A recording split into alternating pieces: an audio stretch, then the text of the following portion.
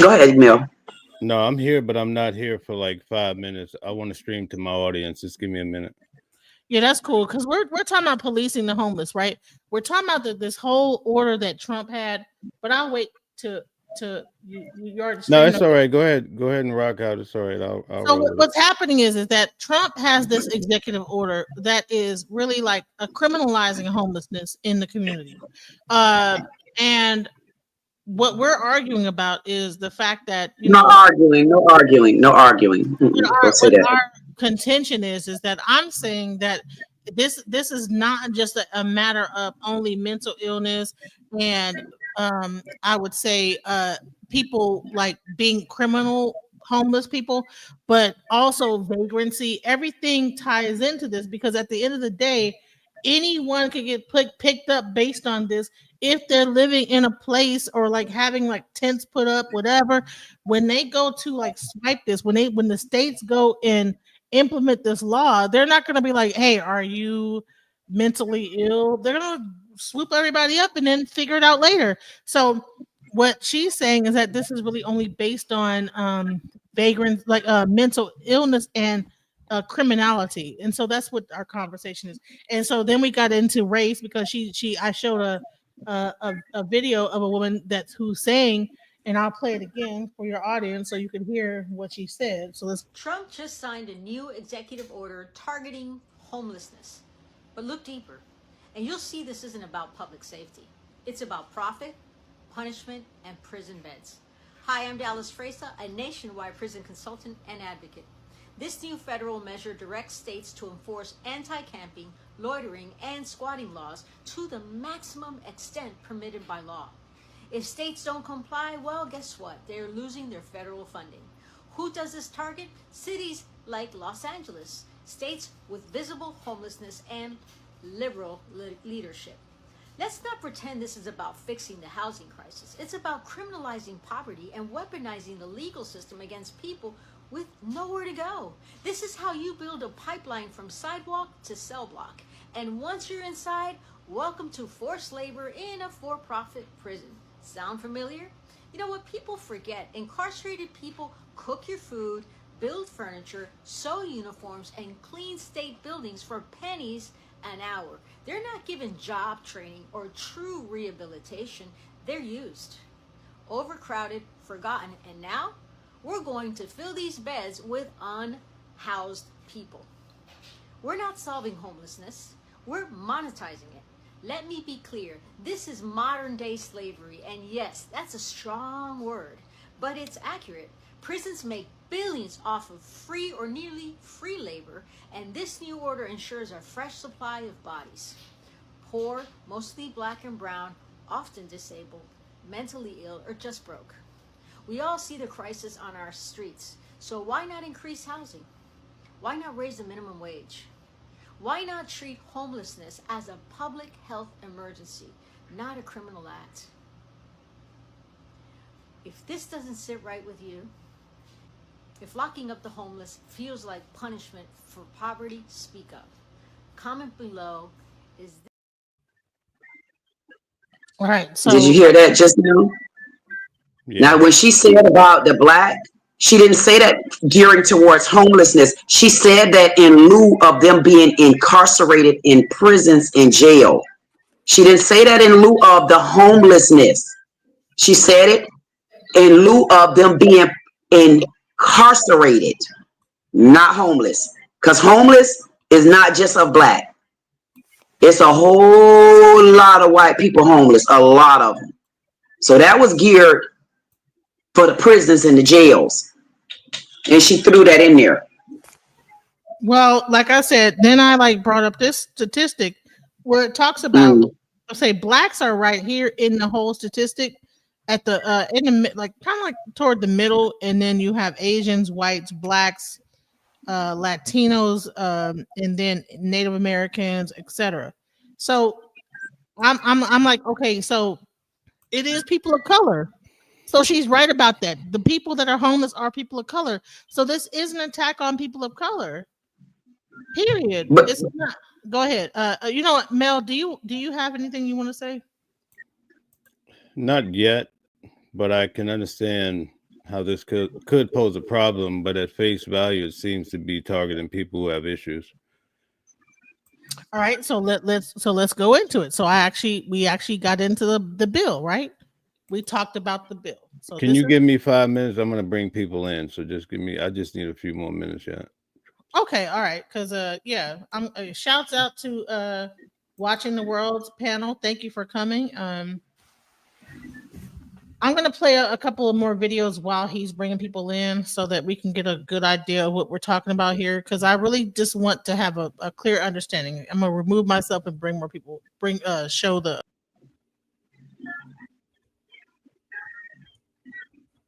So Donald Trump just signed an executive order saying that state and local officials should do whatever they need to do to get the homeless off the streets and hold them against their will.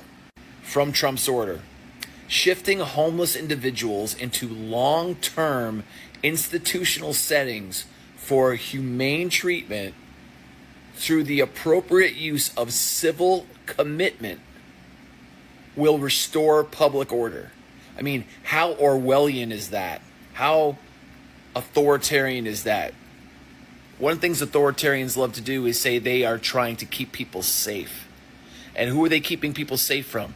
From the other people. The people that don't belong. When they dehumanize groups of people. So I know MAGA isn't going to care about this, because they still see these people as not human. But I want to show you the gradual slide we're starting here. Okay, first it was we're just going after the criminals, just going after the terrible illegal aliens who commit crimes. And who would be against getting violent cartel members off the street? Nobody. But then all of a sudden we start realizing that there are U.S. citizens being caught up in this dragnet. People who are being sent to other countries, dangerous situations like that. People who are vets who are being disappeared because they're brown. But unfortunately, most of MAGA is like, yeah, they're not real Americans because they're not white. But now I want you to see what's happening now. There's another vulnerable population. Another group of people we can discard from society. And so now they're going to take these people off the streets against their will. Now listen, I know there's a homeless problem. I get it. There needs to be something done, but this isn't the compassionate, humane thing. You mean compassionate and humane like Alligator Alcatraz? No. This is yet another group of other people that are seen as less than, that we are now going to take out and disappear. Who do you think is going to be next? Now, I'll agree, most of the MAGA groups are going to not be there for a while. But understand, this is not about safety or security or any of that.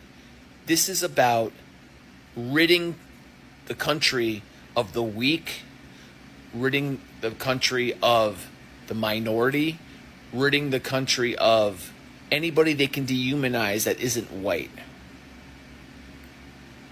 Now, I have a son with a disability, and I have a son who is Asian. When are they going to come for him? And for all of you who are minorities who are supporting MAGA, understand that you are not safe in Trump's America. You are not. So here comes the next level, guys. Who will be the next marginalized group that will be discarded by Trump's America? This is just the tip of the iceberg. We need to push back. Even if you're for strong borders, even if you're for, getting homeless off the street, understand that this is not what it's about. Fight back, resist. So Genesis, you there? I'm sorry, I'm here. Yeah, I'm here. Sorry about that. All right. So since I'm bringing in my crew, can we start? You guys have some time, right? Yeah, we do. I All right. do. I do. So do you have time, Queen, too, or no? Yeah, I do, but I wanted to change my clothes, but I got time. We good. All right. So take your 5 minutes and whatever. Do you need more time? Whatever. I want to make this good. I want you to be comfortable, but you look Yeah. fabulous to me, but whatever makes you comfortable. Okay. You know, okay. All right, let's go. Y'all, you know, And, you ready? Let's go. I'm and, ready. and I All have right. other videos I could show that's breaking it down, breaking the law down. Like, we didn't really get So that much so into we it. can get into all that tonight. I just want to stream to my audience, so I think I'm already doing that. So we can get started. But can we start with the baseline of the bill? That's where, what video do you have? Because I haven't really delved into the bill. So can you play I've been watching you guys for quite some time. So can you play the video where the attorney is talking about the bill first? Trump just signed a truly terrifying executive order to bring back forced institutionalization. Yep, you heard that right. It's truly terrifying and no one is talking about it. I'm Eliza Orland's career public defender for 15 years in Manhattan, and we have to talk about the executive order that they're calling Ending Crime and Disorder on America's Streets. This order specifically targets unhoused people, people with mental illnesses, and people who use drugs. It calls the hundreds of thousands of people experiencing homelessness on a single night endemic vagrancy and frames them as threats to public safety. Trump is using fear to justify locking them away under what he calls civil commitment, aka forced confinement. Here's what the order actually does. First, it directs the Attorney General to overturn federal and state court decisions that protect people from involuntary confinement, essentially gutting due process rights that took decades to secure. Second, it ends housing first policies that have actually worked to reduce homelessness. Instead, it forces people to accept treatment whether they want it or not as a condition of receiving federal housing aid. Third, it prioritizes federal grants for states that enforce bans on urban camping, loitering, and squatting, aka criminalizing the simple act of existing without a shelter. Fourth, it expands civil commitment to anyone deemed a danger to themselves or others, or who cannot care for themselves. Language so vague, it could quite literally apply to anyone experiencing a crisis. This is not about safety or compassion. The order literally says the goal is to protect public safety by removing people from public view. This is about control, criminalization, and disappearing poverty, not solving it. This is mass incarceration 2.0, only now it's dressed up in fake compassion and medical language. We've seen this before. In the era of massive state hospitals, warehousing, and forced sterilization, and we know how this ends. As a career public defender, I've seen what happens when governments use the courts to cage, confine, and criminalize instead of care. If you're as horrified as I am, share this video and follow me. If you're interested, I can break down every section of this executive order piece by piece, because this isn't just cruel, this is calculated, and we need to understand exactly what we're fighting against. Thanks for being here, and please make sure you're following for more. Okay. So it seems like she's a little bit slanted with her.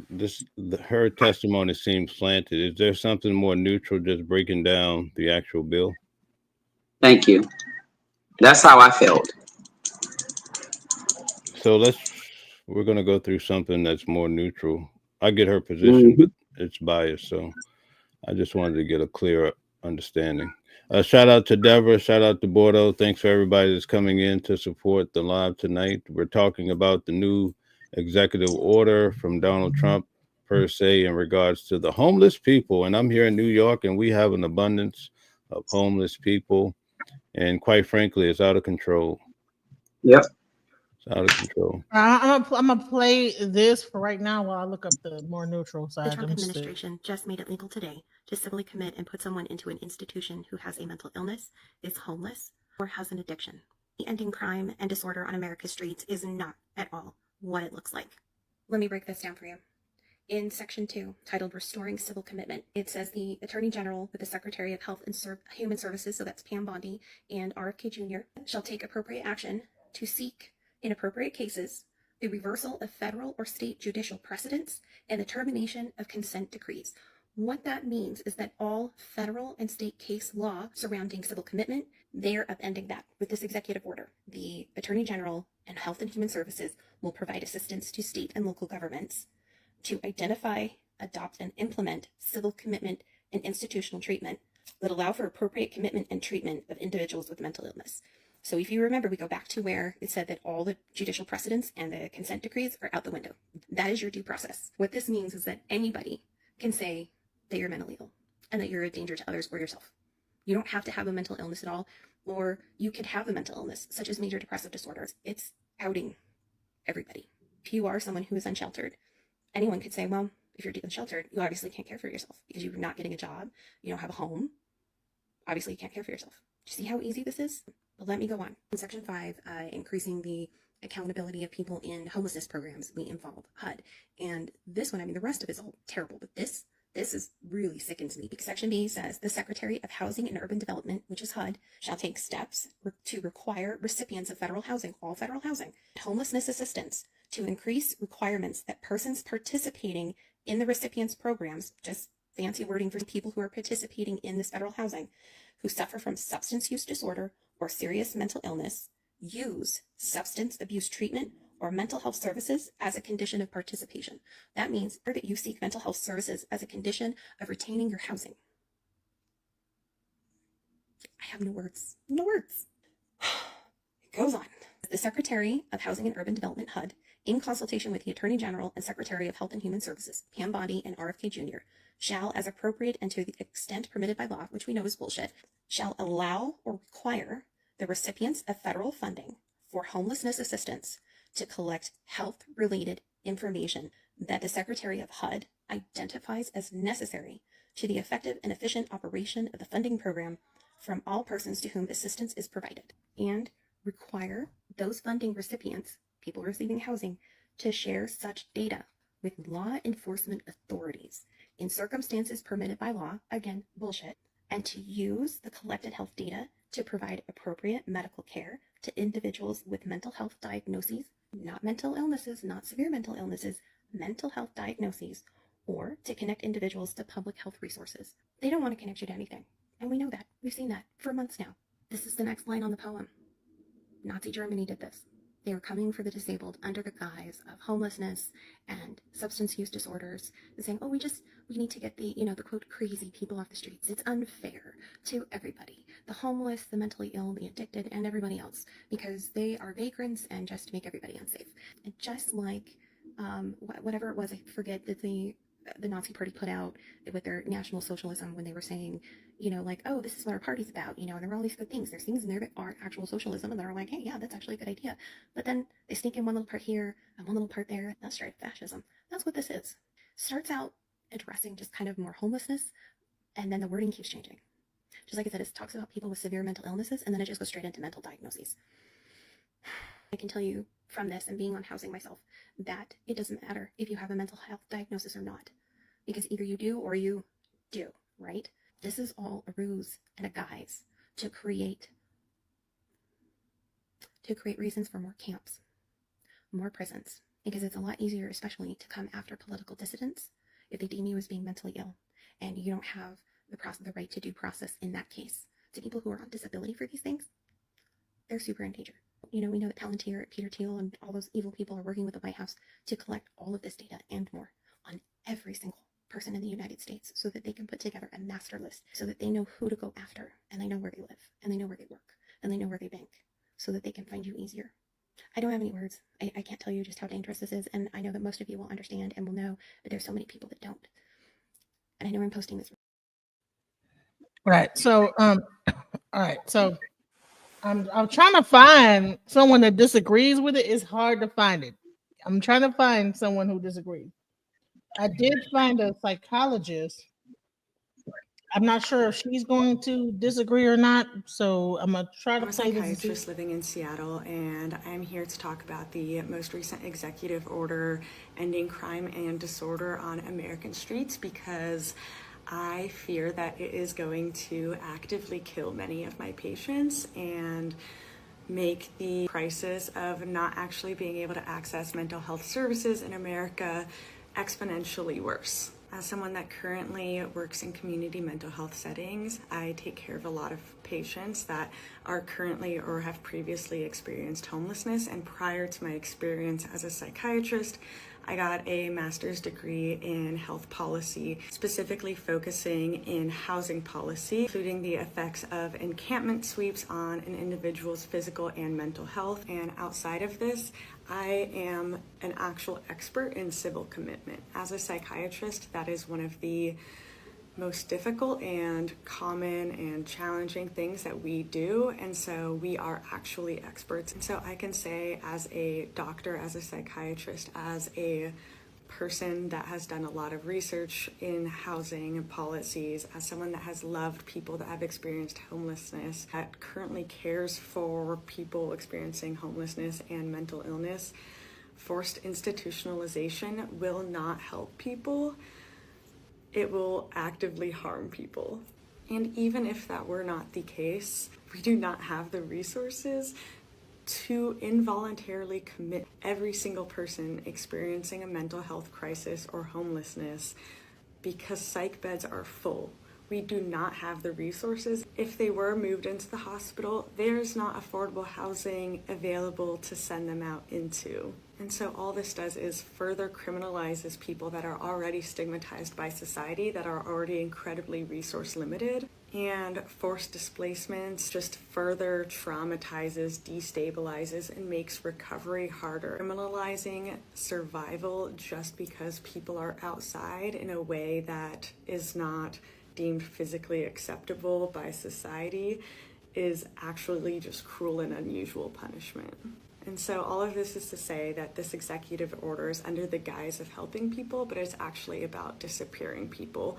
And this is just another form of political control. And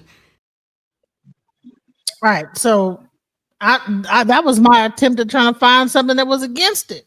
So I don't know. I mean, I can't find no one that is for Those it. Everybody, just in my opinion, those videos seem like fear mongering. So yeah. is there anything that like breaks down what the bill says? That's what I'm talking about. I mean, I respect what they're saying, but I'm just trying to get more of a basis for the bill. There is something. I told DJ, there's something that actually breaks that bill down. All she have to do is look up. Let me see if I can find it. She can actually Google the new homeless bill written by Trump. You should be able to find that, because that's what I told her. It was something that actually breaks down each one of those sections. Jose Perez, so just Google it. Jose Perez says Trump-born billionaires don't know what a poor people has to do every day. Anyway, he don't like poor people. Okay, thank you, Jose, for your comment. All right, so just so you know, in TikTok, I looked up in agreement for the bill. So just so you know, I'm not just even that last video was me trying to find in agreement for the bill. So I'm not just one-sided on this. I'm trying to find someone that agrees with it. So it's not like I'm just only being one-sided. Go ahead. But go ahead.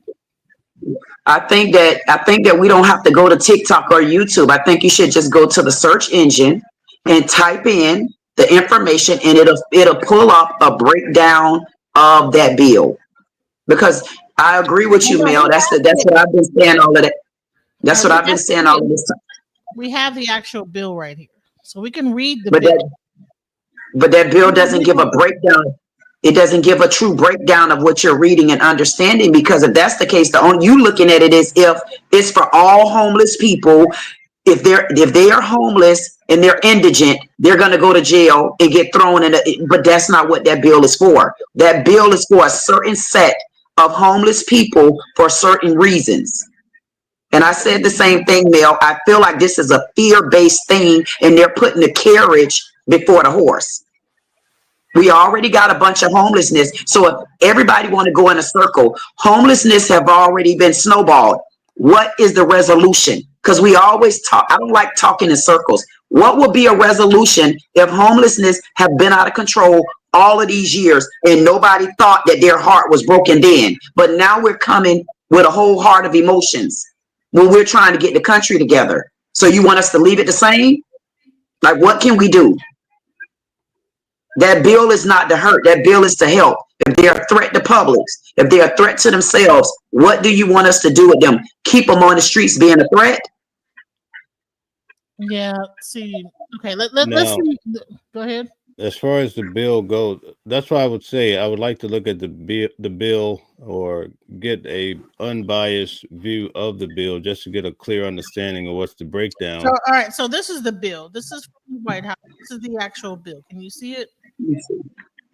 Let me see if I can send it to her. Can you see the bill right here? I'm gonna zoom in on it. Hold on. But I'm saying the video you were about to show, are they giving more of a breakdown just of the logistics of the bill or no? It's the news. I don't know whether they're gonna like. Let's give it a shot. Let's give it a shot. They should be pretty unbiased. Okay, let's see. Can you see it right here? Yep. All right, let's go. Clear homeless camps. The order aims to prioritize civil commitment for people with mental health and. Can you slow it down? Just play it naturally. Thanks. A new executive order from the Trump administration is pushing cities to clear homeless camps. The order aims to prioritize civil commitment for people with mental health and substance use disorders, and it directs federal agencies to prioritize funding for higher barrier shelter programs. And the order could have an impact for communities across the Northwest. Tonight, we're on your side breaking down what this means for Oregon and Washington. In just a couple minutes, we'll dive into how leaders in Washington are responding to the order. First, K2's Christina Giarnelli digs into what power the federal government has over Oregon's civil commitment laws. At a federal level, civilly committing someone, so taking them to a mental health institution against their will, involves a constitutionally protected right to due process. In Oregon, what a judge has to look at before civilly committing someone is much more lengthy, and the federal government cannot supersede those Oregon laws. Point-in-time counts show homelessness nationwide has been on the rise since 2017.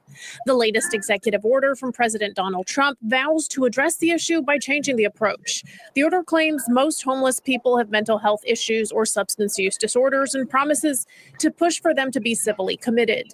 Tung Yin, a law professor at Lewis and Clark, says at a national level, constitutional rights come into play. So the Constitution says, you basically have certain rights, and states cannot infringe those rights. And so the key one here we're talking about would be due process, meaning that what does the government have to show before they could commit you against your wishes? What do they have to offer you the ability to do? And typically that would be some sort of hearing. Oregon has a long list of conditions that have to be satisfied before a judge can order someone to be institutionalized against their will. Yin says the federal government cannot change that. There's not much the president can do, or even the federal government as a whole can do to force states to give less protection than they want to give. All they can do is say, you have to adhere to the Constitution minimum. What the Trump administration could do is have federal agents round people up into federal institutions using those less strict federal due process standards. There is not a large federal infrastructure for institutionalizing people, so it is unclear where they would take them if that were to take place. If you want to learn more about federal grants potentially at stake because of this executive order, you can go to our website at k2.com. For now, in Southeast Portland, Christina Giarnelli, K2 News. Christina, thanks for that. Washington Governor Bob Ferguson, Seattle's mayor, and Senator Patty Murray are all skeptical of the practicality of the order. Yeah, they say there are not resources needed to carry it out if it isn't held up by a legal challenge. For more, here's Chris Daniels. It is arguably the most complicated issue of this past decade. How can or should cities get people off the sidewalks and into housing and treatment facilities? The president is now citing public safety as a reason to force the civil commitment of people with a mental illness or living on the streets, and threatening to pull discretionary grants for failing to curb urban camping. And I don't think, again, the Trump administration really thinks through the practicality of some of these executive orders. Bruce Harrell is Seattle's mayor, where there are nearly 17,000 homeless people, most of the estimated 31,000 statewide, and where numbers have gone up even as city and the state have spent more than $1 billion to address it. Is the city of Seattle prepared to lose federal grants as a result of this executive order? we are prepared. And so when we look at our tax policy and our planning policy, we always built in that contingency. What this is really is just a PR stunt. Daniel Hornig is a former deputy director of the National Economic Council. There is a certain percentage of the community who says, hey, they think the federal government should get involved. I'm not against the federal government getting involved. I think that there are ways that the federal government, for example, should be providing more resources to house people, more resources to provide treatment for those who need it, more resources to prevent people becoming homeless in the first place. What about the flip side of this, that people suggest the federal government does need to step in here because Seattle hasn't done its job? Well, we're sheltering more people. And if you look at what we did in 2023, for example, over a couple of thousand people we sheltered. You look at 2024, again, approximately a couple of thousand people. In addition to building 33,000 units and 6,500 units of affordable housing. Chris Daniels reporting there. In a statement, Governor Bob Ferguson said in part, quote, "This is another misguided and harmful executive order from the Trump administration. I'll be working with my team as we start hearing from federal agencies about how they plan to implement this executive order to determine our response." Washington's Attorney General did not respond today to a request for an interview on whether he'll also seek legal action. Oregon Attorney General Dan Rayfield, meanwhile, was unavailable for an interview today. We begin tonight with a live. Okay. Very good. So, Genesis, what is your interpretation of all this? Well, my interpretation is that he issued a executive order that is not giving it as much details as it should. You know, it's vague. It should be more detailed. And to marginalize people based on mental illness, like how deep into it do you have to be? When you go into people, everybody that is homeless is not mentally ill. And so I think that to categorize mentally ill and homelessness together is a huge error, and it's dangerous. But did it say mentally ill of the homeless, or did it say that the homeless were mentally ill? That's the part I didn't capture that part, so I'm just asking. You're talking about mental illness. So they're targeting homeless. Are they targeting all homeless people in general? Are they trying to clear the streets, or are they trying to clear out homeless people that have those qualities? They're trying to clear out the streets of homeless people with mental illness and drug abuser and abusing drugs, and that are a threat to the public and themselves. Okay, so let's take Skid Row, for instance, and I'm also going to ask you your interpretation. But let's say Skid Row, are they going to clear out the entire street and you can't be out on the street? Or are they going to leave sensible homeless people on the street? How can you do that? Hold on. That's for you, Queen. I'm just trying to understand. Let's say that again, Mel, because I know she... No, I came back from your statement. So what I'm saying is, are they clearing the streets of all homeless people, or are they targeting homeless people with mental illness, drug addiction, other severe problems, or are they going to clear the streets in general, or are they going to leave homeless people on the street that are smart? That's what I'm asking. So from my understanding of what I'm seeing and hearing, I see them as clearing the streets from homelessness with mental illness and drug abuse. And with those two in hand is when you're a disruption to the public, or when you're a disruption to the public, or you're a disruption to yourself. That's what I see the bill as being for. But not every. I don't see the bill as being for regular homeless. Huh? Okay, so it's not for every homeless person in America, basically. Correct. That's how I see it. But for some reason, DJ sees it that way, but I don't see it that way. I see the bill targeting a certain level of homelessness, because there's multiple levels of being homeless. Like I said before, you can be homeless because you got a mental illness and you don't want to be in the home. You could be homeless because you're a drug abuser and they don't want you in the home. Plus, you don't want to be there. Or you can be homeless because you're indigent and you don't have the money. I can't see that bill targeting anyone that's homeless because they're indigent. I can see that bill being targeted if you're homeless, you're indigent, but you have your tent in public places where you know your tent isn't supposed to be, or you have your tent in places where it says no loitering. Then I can see where it will turn into something criminal or you'll get a ticket, but not just targeting because you're indigent with no money. But I didn't read that in the bill. Okay, I didn't get a chance to read it, but how does that work? Let's say, for instance, it's a Saturday night, I get drunk and I'm laying on the street. I don't have my ID. Are they going to pick me up and say, oh, this guy looks homeless, and I go through the process? Or is there a better process that they're going to go through to really identify a person and see if they're homeless?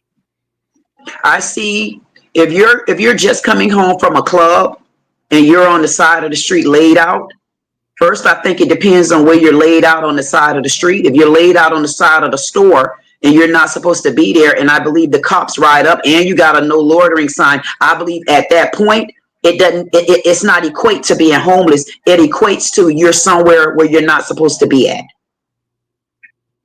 Okay. I feel if you're homeless somewhere and you're in some bushes and they see you in those bushes, you get what I'm saying? I think that one thing has to lead to something else. Right. Not just targeting you because you're homeless. Mm-hmm. Okay, because I see what's happening with the bill. I think that those videos are fear mongering that we watched earlier. But what I think they're trying to say, now that I heard a little bit more, they're trying to say that certain individuals could use this bill to lock up individuals. And once you get in the system, you may not be able to come back out. You see what I'm saying? I guess that's what they're trying to say about this bill. It would be hard to decipher. It's up to the police officer how he wants to handle you, I guess, right? Right. And you know what else they're trying to say in the video. Right. And you know what else too, Mel? I also feel like it's almost like if you're doing something, if you're showing a threat to yourself or you're showing a threat to the public and the police come and they see your behavior and that you're a threat, I'm sure a police is going to take you down. It's the same difference as if you're somewhere and a family member is trying to Baker Act you. And when the police come, because you're showing a threat to yourself and you're showing a threat to the community, they're going to take you down too as a Baker Act. And once you get down there, it is up to a doctor at that point. It's the same difference that's running neck and neck. One is just Baker Act and one was presented because of homelessness. But they both go down the same road. Because you read the bill, I didn't. Is it more about mental illness and drug addiction than homelessness? It's the homeless that has mental illness, and it's the homeless that are drug addicted. But they're not going to go out and test all these homeless people, so they must be clearing. They must be clearing the streets of all homeless people, right? That's the only way it really works, right? So when I read not the bill per se, but it's a section here which I tried to pull it up so that DJ can see it. The way I see it as being presented, if you're causing any sort of a threat, you're in the commission of a threat to harm yourself or harm someone else, I can see where this bill will apply to the individual person because of the circumstances. Or if you're in areas and you're homeless and you're not supposed to be there, I could see how it opens up the doors at that point for a level of interaction. Okay, but let me ask you this question. Sometimes people lie on you just to get rid of you, right? Is this something that basically someone could say, let's say there's an uncle, he's a drunk in the family. He's out in the street doing drugs a couple of days a week, comes back to mama's house, whatever. The neighbors get sick of him and say, hey, this guy's homeless, get rid of him. He gets picked up because the neighbors are saying, yeah, let's say they're white, they're more believable, right? Can that make a guy that may be in between go out of here? That's what I'm asking. I feel like when something like that happens, Mel, the way I can see it, it's still, to me, at that point, Homelessness is going to be off the table once the police officer get there. It's the interaction with that person. Okay. I think at that because a police officer is going to have a certain level of understanding and getting down to the bottom. And if they can see there's mental illness prevalent, or they could see that this is a person that's homeless and they're on drugs and they're whatever the case may be, I feel like at that point, it's not about homeless. It's about what the police see or what's being reported back or the behavior. Okay, so it's more about mental illness, drug abuse is not something designed to get rid of people that are minorities, basically. That's what these other videos were insinuating. Is that your Correct? interpretation? That's my and it's my interpretation of, like you said, because I said it before, it seems like we're rolling down a line of scariness. We're rolling down a line where we're putting the carriage before the horse again. That's the carriage before the horse, instead of letting the bill go and let's see what we can do to clean the streets up. I mean, because how else are we going to know and understand what's really going on? Just leave them homeless? Then what's going to be in place? What do we do then? So who's going to make the determination? You think it's the police officers? As far as whether or not they should be taken down? Right. I believe it's going to have to come to the police officer, because a regular citizen wouldn't be able to do it. And that's why I say the police officer is going to have to use their discretion as to what they see, what behavior is being, exhibited at that point. Because imagine this, Mel, you homeless and there's nothing wrong. You're just homeless. But a police come and the police see that you're homeless, but someone just called. The police will have a conversation. Okay, what's going on? You're not exhibiting that anything is wrong. You're not exhibiting behavior that you're a threat to the community. You're not showing anything that you're a threat to yourself. What else are they going to book you on? Right. I don't see where they're going to book you on anything else. I think it's a scare thing. I think there's a lot of people scared of change. They don't want to see a change. But if you can't come up with a solution and there's a solution on the table, what is the problem? I just don't see it where they're going to try to house 200,000 people for being homeless. Gold Digger says, will the homeless people be taken to a hospital or mental health evaluation before institutionalized? Officers are not necessarily qualified to make evaluations. What are your thoughts? Exactly. And I think it will go back to the same thing. They may not be able to evaluate in a certain way as a mental doctor or provider, but they're doing the same thing as if you try to Baker Act someone. Mental is mental, whether you're being Baker Act or you came from the homeless side of it. You're still mental. Okay, so with the Baker Act, what happens when you're institutionalized because of perhaps a family member? What does it take for an individual to get out of that? Evaluation from the doctor. Evaluation from a doctor. I think, if I'm not mistaken, it may depends on what state you're in, but right here in Florida, it's between 3 to 5 days that I believe it's 3 days. They'll hold you for 3 days and evaluate you, and they see that there's nothing wrong with you, and they release you back out. If they see that something is wrong with you, they'll hold you. Okay. Have they expressed what would happen if you're picked up with the bill, and let's say you're just a marginalized person? Maybe it's a mistake. Is it sort of like an entrapment, or not really? And that's what we're trying to get at now. And I think that's where the scary part is for so many people. And everybody have the right to be scared and upset because of what we've been going through with police brutality and just incarcerating people for no reason. I think it's going to have to, we got to watch the bill play out. And then when the police come, they're going to have to make that decision. They're going to have to see, is this person exhibiting this behavior where they're a threat to themselves or they're a threat to the public or the community? I think the problem is, and I'm just assuming those women that were speaking were Democrats, but I understand the fear monger, but I think the issue that they're trying to play into is that oftentimes Black people can be targeted. And I guess they're trying to say that this bill sets people up who are minorities to go missing under certain circumstances. So I kind of get where they're going with it. That's why I wanted to see the actual bill to see what it's saying and who it's targeting, because if it is something that's a little sketchy, You know, it could be a scary situation, but I don't see it at face value. Yeah, I truly, I don't see it like that. I have the bill right here. So Okay. And I can read it. Okay. So All right, section 1, let's go through it. purpose and policy. Endemic. Take the comment down. DJ, take down the comment so we can see it. Okay. All right. So go back to the bill. Endemic. I'm sorry. Before you get started, how big is this bill? Can you just show us an overall view just to see how long we're going to be here? It's like six sections long. Oh, okay. It's not that long. Okay, great. Oh, this is very simplistic. Okay, great. Let's have ending crime and disorder on American streets, right? So this is the executive order for July 24, 2025 by authority vested in me, President, blah, blah, blah. So endemic vagrancy, disorderly behavior, sudden confrontations, and violent attacks have made our cities unsafe.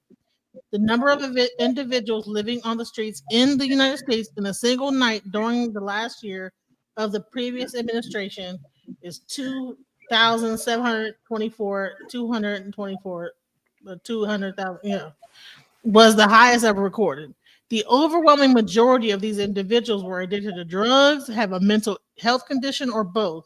Nearly 2% of homeless individuals reported having regularly used hard drugs like methamphetamines, cocaine, opioids in their lifetime.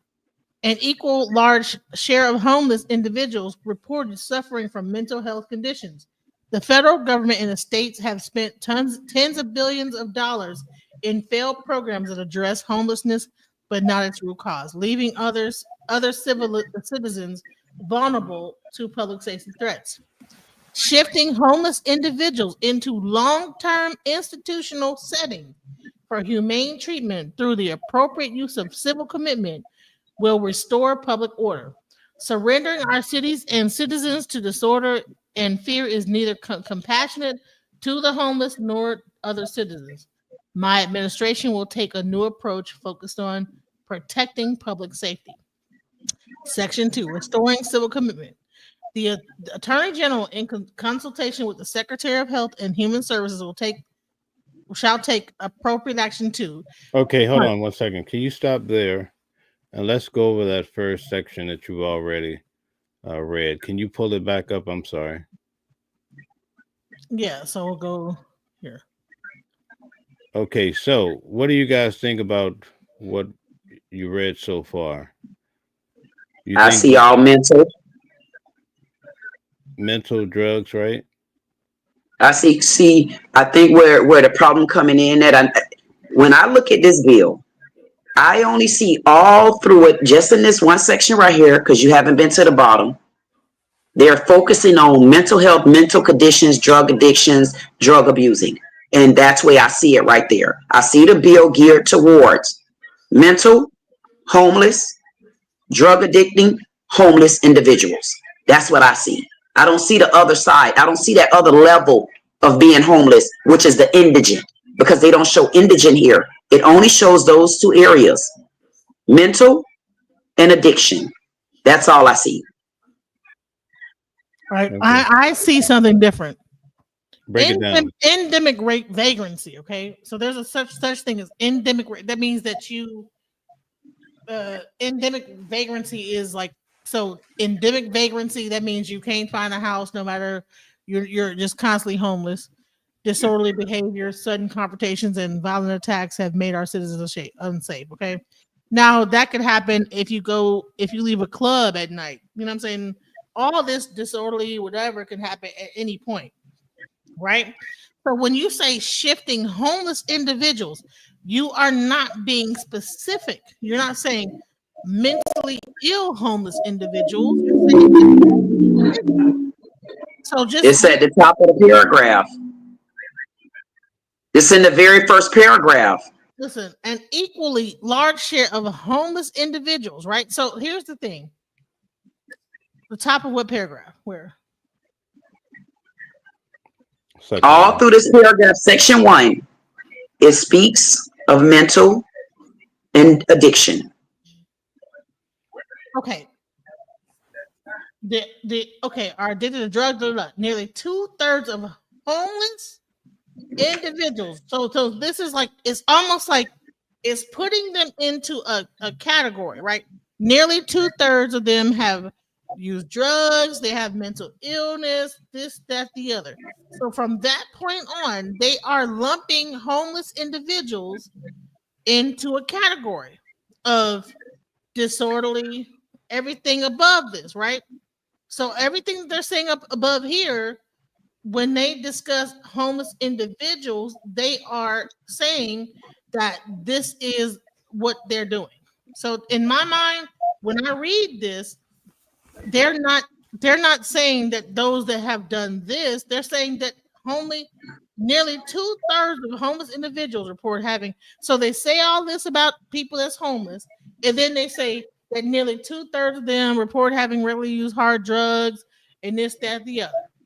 Large share of homeless individuals report suffering from mental health. So they lump them into a category in these two sentences right here. I'm gonna read it for you. Okay, it lumps homeless individuals into a category. Nearly 2/3 of homeless individuals report having regularly used hard drugs, methamphetamine, cocaine, opioids in a lifetime. An equally large share of homeless individuals reported suffering from mental health conditions. From that point on, this is the description of a homeless individual, right? This is how I'm reading this, right? Because I'm like, okay, so this is they showed what the problem was, then they said this is what a home. So now shifting homeless individuals into long-term settings, institutional settings. So that means that they are putting them into a category of people who are methamphetamine addicts, that they are that they have endemic vagrancy, disorderly behavior, and everybody that is homeless that's not what they're doing. So to me, when you say this word homeless individuals, that is a category that you said, and then you have verified that throughout your whole statement in the beginning of your whole thing, then made everybody else to be vulnerable people to like safety threats, and then go into it even further by saying that, okay, now let's go into with homeless individuals, let's put them into like homes, and it's going to be humane treatment through appropriate use of civil commitment will restore public order. So you understand what I'm saying? If you make all these statements and then label it as homeless individuals, and then the next paragraph uses homeless individuals to describe what you're doing with them, that tells me that you are lumping all homeless individuals into this category. Hey, DJ, you wanna look up and see whether vagrancy is a law or not? You know that's a law, right? And you know what that law is. That's about loitering, public intoxication, drunkenness on the streets. So when you go back to that word, that's actually a law in the United States. That's a law. Look that word up. I'm glad you brought it up because you triggered my mind just then. Look up vagrancy. That is a law. The difference is, let me explain that to you. Just like we don't want illegal immigrants, Trump didn't come up with that law. It's been on the table. Trump just happened to be our white counterpart president that stepped in and putting the pedal to the metal and say, if you're illegal, we want you to leave. He didn't produce the law. He didn't create the law. He's just an enforcer. This word vagrancy is a law that was before Trump came into office. Vagrancy is disorder, loitering, drunkenness. That's a criminal act. That's a criminal act. Understood. So that endemic vagrancy, disorderly behavior, all these. So what are we talking about? Violent attack, made cities unsafe. Number of individuals living in the streets. So now what they're going to do is connect homelessness to vagrancy, disorderly behavior, sudden complications. But vagrancy is an act, though. It's an act, DJ. It's an act. It's an act of a crime. Okay. That's not homeless because you're indigent. Being indigent isn't the crime. The vagrancy of it is when you're homeless and you're loitering, crime. When you're homeless and you're drunk in the street, disorderly conduct, crime. When you're mentally ill and you're a threat to yourself or someone else, crime. But that's a different type of crime. That's not a crime. That's a mental illness. So you need to go away mental illness patients go at. If you're on drugs and you're cutting up, you're stealing, you're begging, panhandling, it's a crime. So I'm trying to understand how do we equate those. I'm glad you brought that word back to me. Okay, so 2/3 of homeless individuals, right? So that means that so it's not 100%, right? So only 2/3. Can you hear me? Yeah, you're going in circles on us. No, I'm not. I'm not. So what you pointed out vagrancy. You pointed out the word vagrancy. Vagrancy is a crime. So now we can link them three together. We got vagrancy, which is a crime. We got mental health, which is another situation, and then we got being on drugs and committing crimes while being on drugs and homeless. Okay, so I'm trying to understand. This bill was about the 2/3 of, or the people. Hold on. So you deflecting. No, I'm not. No, I'm not. So somehow, they started off with vagrancy, disorderly behavior, ET. Right. Then they go into 2/3 of homeless individuals reported using hard drugs. An equally large share of homeless individuals reported suffering from mental illness. Now, how many of these are a part of the vagrancy, right?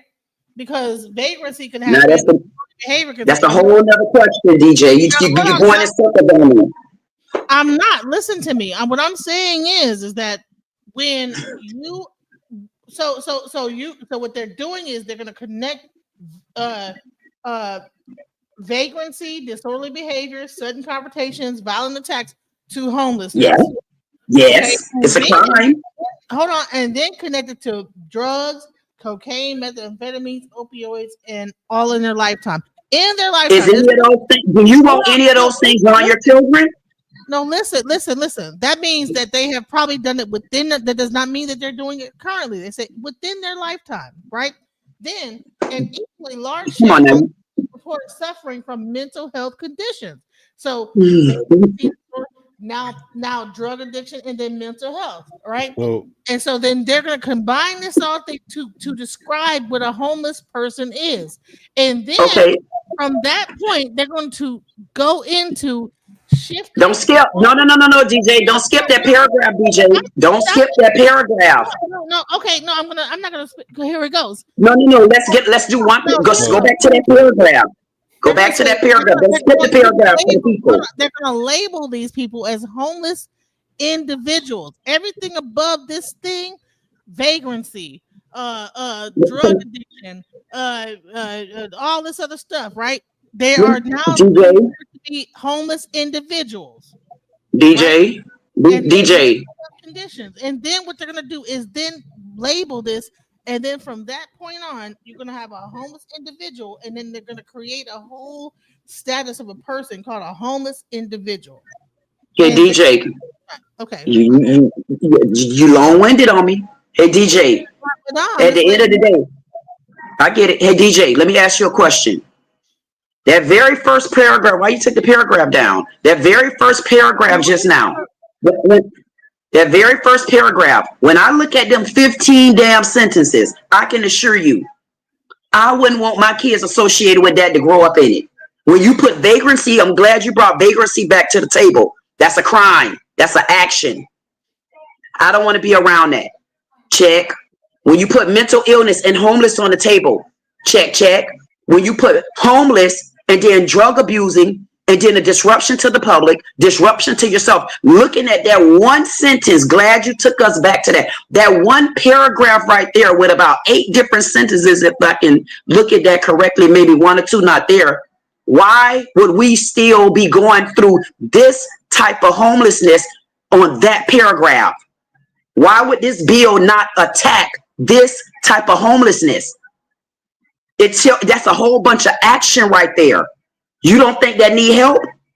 So you want to skip to shifting. But let's go to the top. Let's stay in that paragraph before you go to shifting. It's for homeless people that have issues or concerns. Vagrancy is a crime. Trump didn't create that law. It was already on the table since 1930. Okay, so what I'm trying to say is that if this law was only about that, then he would have made it plain instead of it being like It's plain. legally. It's plain. It gives you all the definitions, DJ. It gives you the definition of vagrants. It gives you the definition of homelessness with mental health, and it gives you definition of homeless drug abusing. All, if it's an issue with the public, you're loitering, you're stealing, you're interruption. What do you want us to do at this point instead of going in circles and snowballing it even more? I want to look at my United States before I leave this damn earth. I'm going to tell you the truth. Get the illegal immigrants out of there. I'm not changing that. Do something about the homelessness. All this time, homelessness have been on the table. Nobody had anything to say. Then you get a president here that's trying to get something going, and we want to still go back. Why can't we go forward? Mel, tell me what you think about what I might be trying to bring. Can you understand where I'm coming from, or where I like? Okay, so, well, I get it. I understand the picture, but here's the thing, right? So we have this girl from In Vogue that says she lives in her car. Is she homeless? In her car, she's not bothering anybody. She's on that one level of homelessness. And if she says she's homeless and she's in her car, I would agree. So she is homeless or she's not? According to this bill, is she homeless? If she's sleeping in her car? Yeah. I would call her homeless. I would say she's homeless. Okay, so let's look at it again. Okay, there's a whole movement of people that are living in their cars, and the reason why is because a lot of these people are having financial problems. Exactly. Coming from this and the previous administration. I mean, just life in general, right? What about all of the people that live inside of there's a whole new movement of people that live in their cargo vans. Are they homeless? Yep. Yes. No, I wouldn't think they homeless. I think individually you have to say you're homeless, because those vans have become those little trailers and stuff like that, and cars that you ride, and they've become a part of the way people live. Why? Because the rent in the economy is so high right now. Okay, so let me ask you a question. All right, let's take a guy, and theoretically he's what they call a crackhead, right? And based on what you're saying, you have to say you're homeless, right? What if he doesn't feel he's homeless? What if he's lying to the authorities? Who makes the call of the determination that he's a homeless person? And I think that's where the disruption coming in, Mel. You know why? Because it has to be a homeless of act. Because you're homeless and you're sleeping in your car. That don't make that illegal. That make you homeless. But if you're homeless and you're sleeping in your car and you're parked somewhere that you shouldn't be at, that's where the crime part of it come in at. Not the fact that you're homeless, the fact that where you're at while being homeless. If you're a homeless person and you're a crackhead and homeless, you're not a threat. But if someone call on you and the police come and that police see that you're a threat and you're on drugs, at that point, I don't think they're going to take you to jail for being homeless. I think they're going to take your ass to jail, but for more so public intoxication. Okay, so we've only covered the first part of this bill, so I don't know what the rest is going to say. But it starts off not talking about homeless people; it's talking about criminals and criminal situations.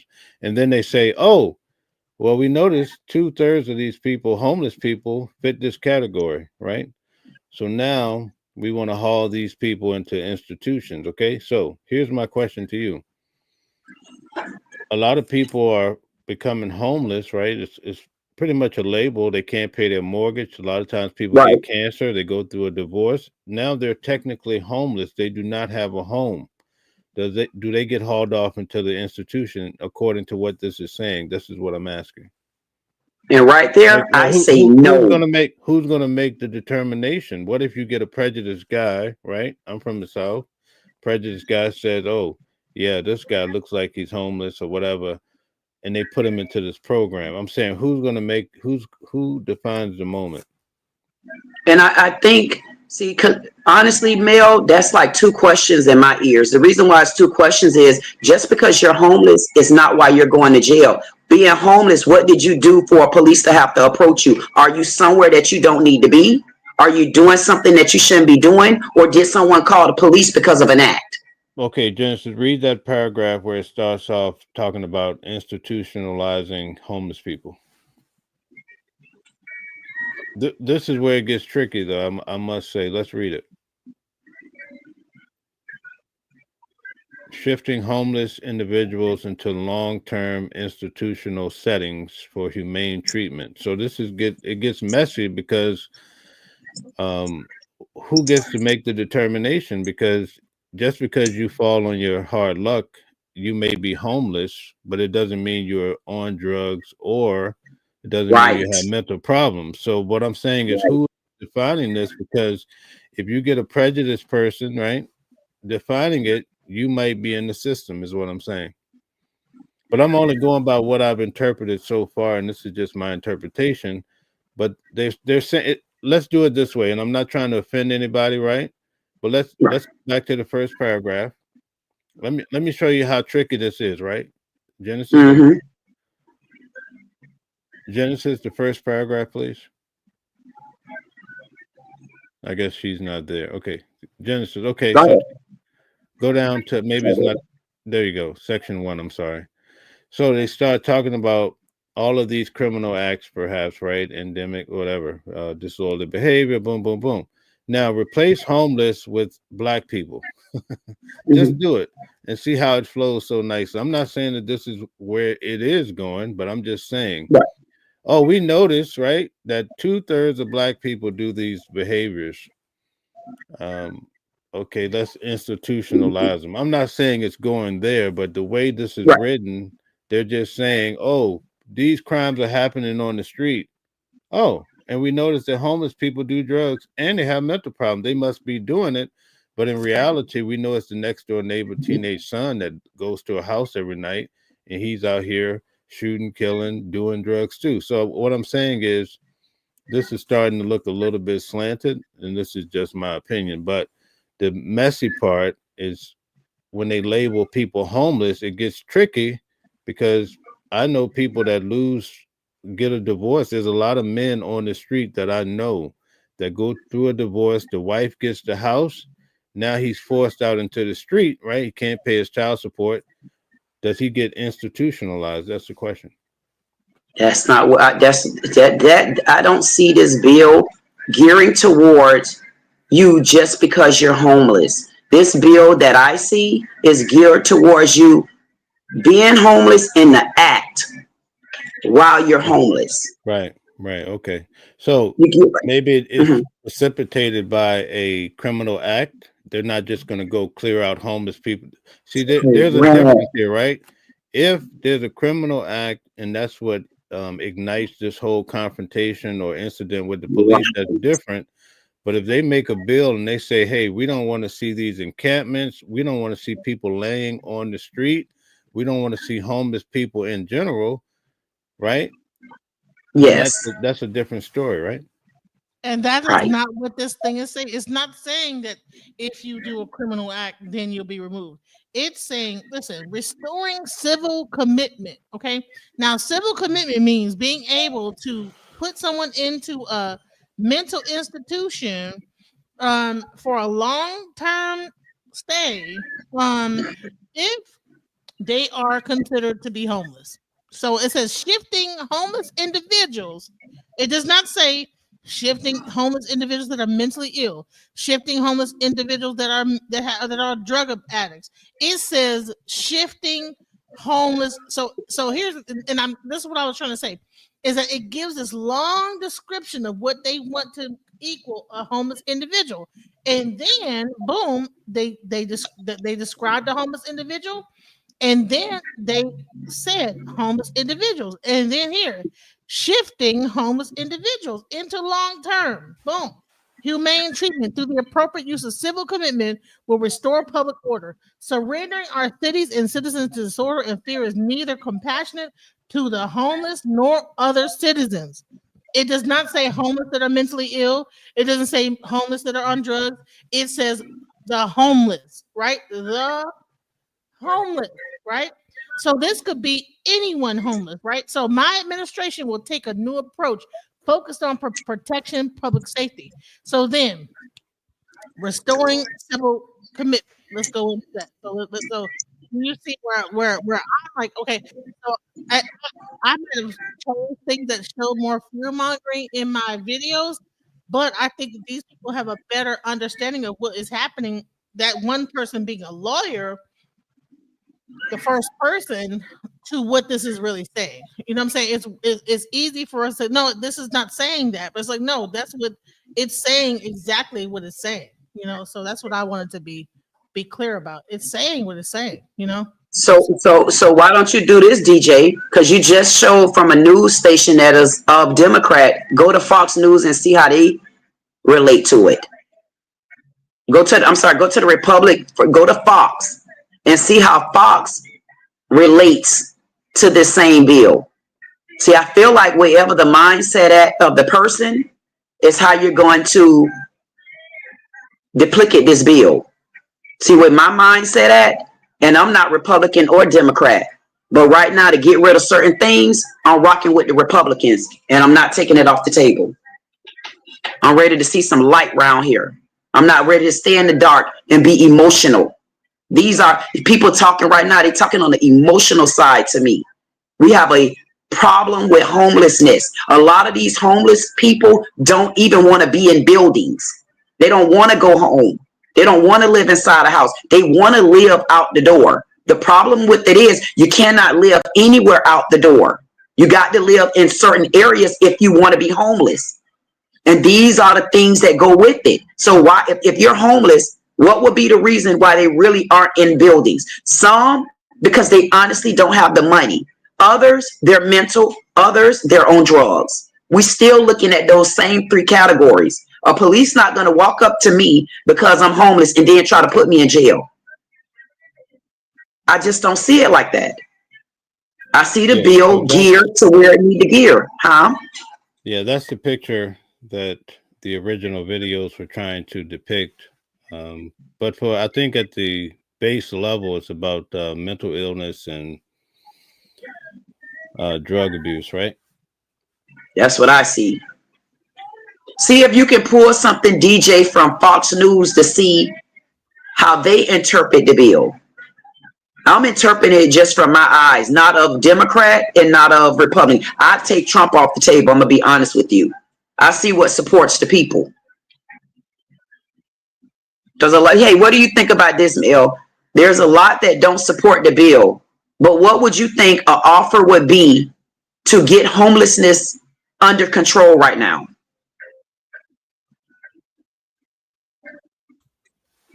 A good solution is what you're saying? Yes. I think it's going to be in a direction similar to what they're doing, because here in New York, actually, it's all over the news. We had 2 homeless guys. I think they killed a off-duty police officer, and everybody's going crazy at the same courthouse that I was at with Diddy's case for the last 8 weeks rather. Whoa. So yeah, they went out and I don't want to describe it, but they shot him in the head. Yeah, it's really bad. And they were living in a homeless encampment. They were arrested there. You can find the video. It's all there. Yeah, I'll go look that up. It is a major problem. It's a major concern. Something has to happen. I think the fear mongering part of it, though, is trying to, it may be overrated, I think, to a certain extent. Just saying they're going to pick up random people, but who knows what could happen. But I think for the most part, clearing the streets of homelessness is very important for safety. President Trump signed an executive order this week calling on states and cities to end endemic vagrancy, which is not something I got from a beach chair at spring break. The order calls for, quote, shifting homeless individuals into long-term institutional settings for humane treatment through the appropriate use of civil commitment. Wow. This is exactly the kind of thing that could put Seattle out of business. And it notes the federal government and the states have spent tens of billions on failed programs that address homelessness, but not its root causes, leaving other citizens vulnerable to public safety threats. In other words, their license to punch kids in the face is getting revoked. Because for too long, we were told we must sympathize with the violent and deranged and not the people they prey upon. Call it suicidal empathy, where liberals' excessive compassion undermines our own self-preservation. It's true, for every tourist pushed in front of a New York subway train, violent criminals get a free Panera bread bowl. That's a joke. That's not really happening. According to the White House, nearly 300,000 people were sleeping on the streets each night last year under President Joe Biden, while a few hundred were sleeping under Bill Clinton. But Trump talked about finally doing something about it during the 2024 campaign. When I'm back in the White House, we will use every tool, lever, and authority to get the homeless off our streets. We want to take care of them, but they have to be off our streets. There's nothing compassionate about letting these individuals live in filth and squalor rather than getting them the help that they need. We need professionals to help them. So now he's following through. Another promise made and kept. Of course, a lot of people will oppose this because he's the one doing it. Even though for decades, politicians said they'd fix homelessness, but never had the guts to get it done. And so we were led to believe that this grim reality was simply inevitable. But Trump's focusing on returning a decent life to Americans, including the mentally ill. Once again, he says, you don't have to live like this. Of course, homeless advocacy groups will push back because suffering is a cash cow. There's a whole entire homeless industrial complex of NGOs that paid themselves fat salaries while making the problem worse. Remember when Bill de Blasio gave his wife $900 million taxpayer dollars to address these issues? And that cash disappeared faster than a plate of nachos at The View. Hell, if I gave my wife $800 million, at least our walls would be changed from eggshell white to cream. In California, an audit last year found that $24 billion was spent over 5 years without ever tracking its effect on homelessness. The cash vanished and the suffering continued.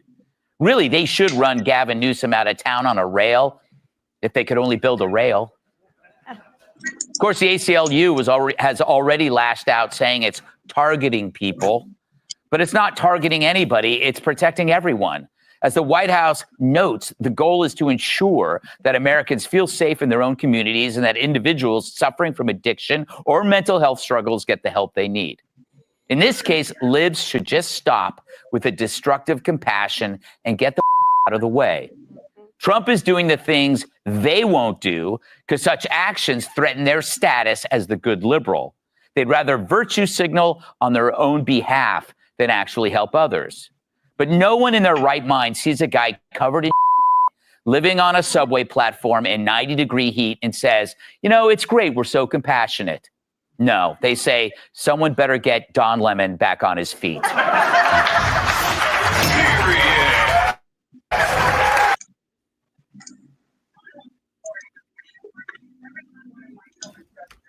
That was the other side's view. What do you think? Do we see that? Huh? You see what he said? I mean, even though that didn't come from the news, that came from somebody person, I wanted the actual Fox News.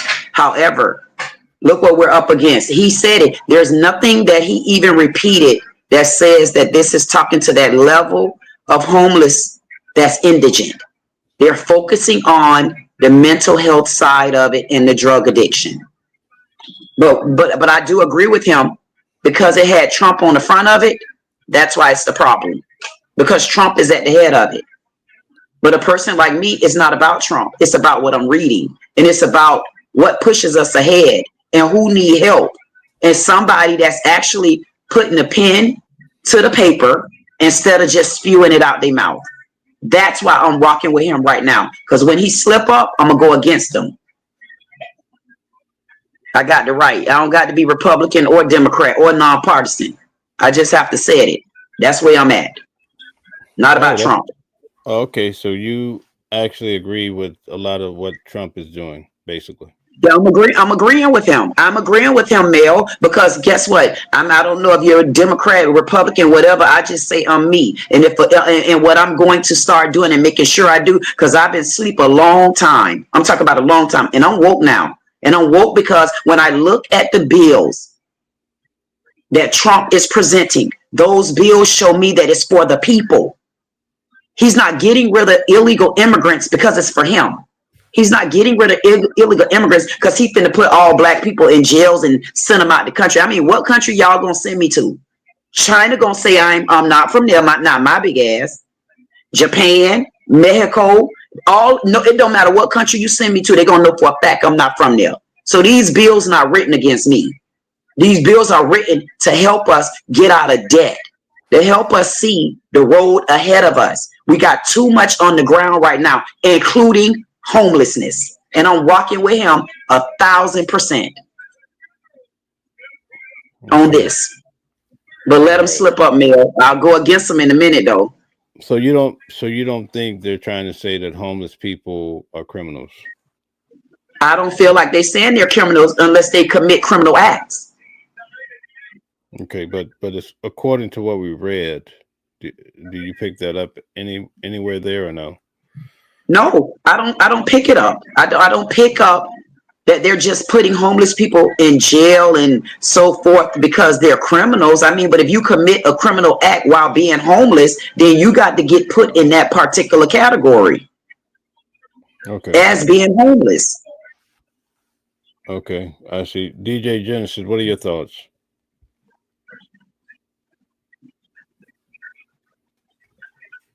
I just don't like the label homeless individual, because just like you said, it's almost like you put another like label on there, Latino, right, black person. So at some point, now you label a person a homeless individual, and now they're underneath a certain like name, and so that person can be considered that label, and then now whatever laws that are like underneath that can be considered. So what I would say is that I don't think it's fair to label someone. But DJ, how could you not label them as homeless if they're homeless? Like the video you just showed, the people laying on the ground and all the tents out the door. Would you not classify that as homeless people? I mean, if that's where they choose to live at, like they're in their mind, they have a home there. They're living in their tent. So it might be their tent might not be considered labeled a home according to the government, but they're living in that's their domicile. That's where they live at. So I think that we have gotten away from giving people like their natural rights to like live how they want to live. If a person, but you don't have natural rights to do that, though. Not if we already got laws in place. If a person wants to live in a tent, let them live in a tent. Like, why is it that we have to like put our thoughts on how they live? Like we want to. It does not. You don't know whether that person who lives in that tent is really like the one that's doing all these bad things to people. I mean, I actually had they're not targeting them though. I had a group home, right? And I had a person that was schizophrenic. He used to go to the store every day and beg, right? But he had a house to live in. He lived in the house. So it's not to determine whether or not, okay, well, you're living in a tent. Let's like everybody in this tent thing, they're all vagrants. They're all like doing like crime and begging and this, that, the other. And you guys are indigent and let's throw you into a mental ward. That's the part that I don't agree with.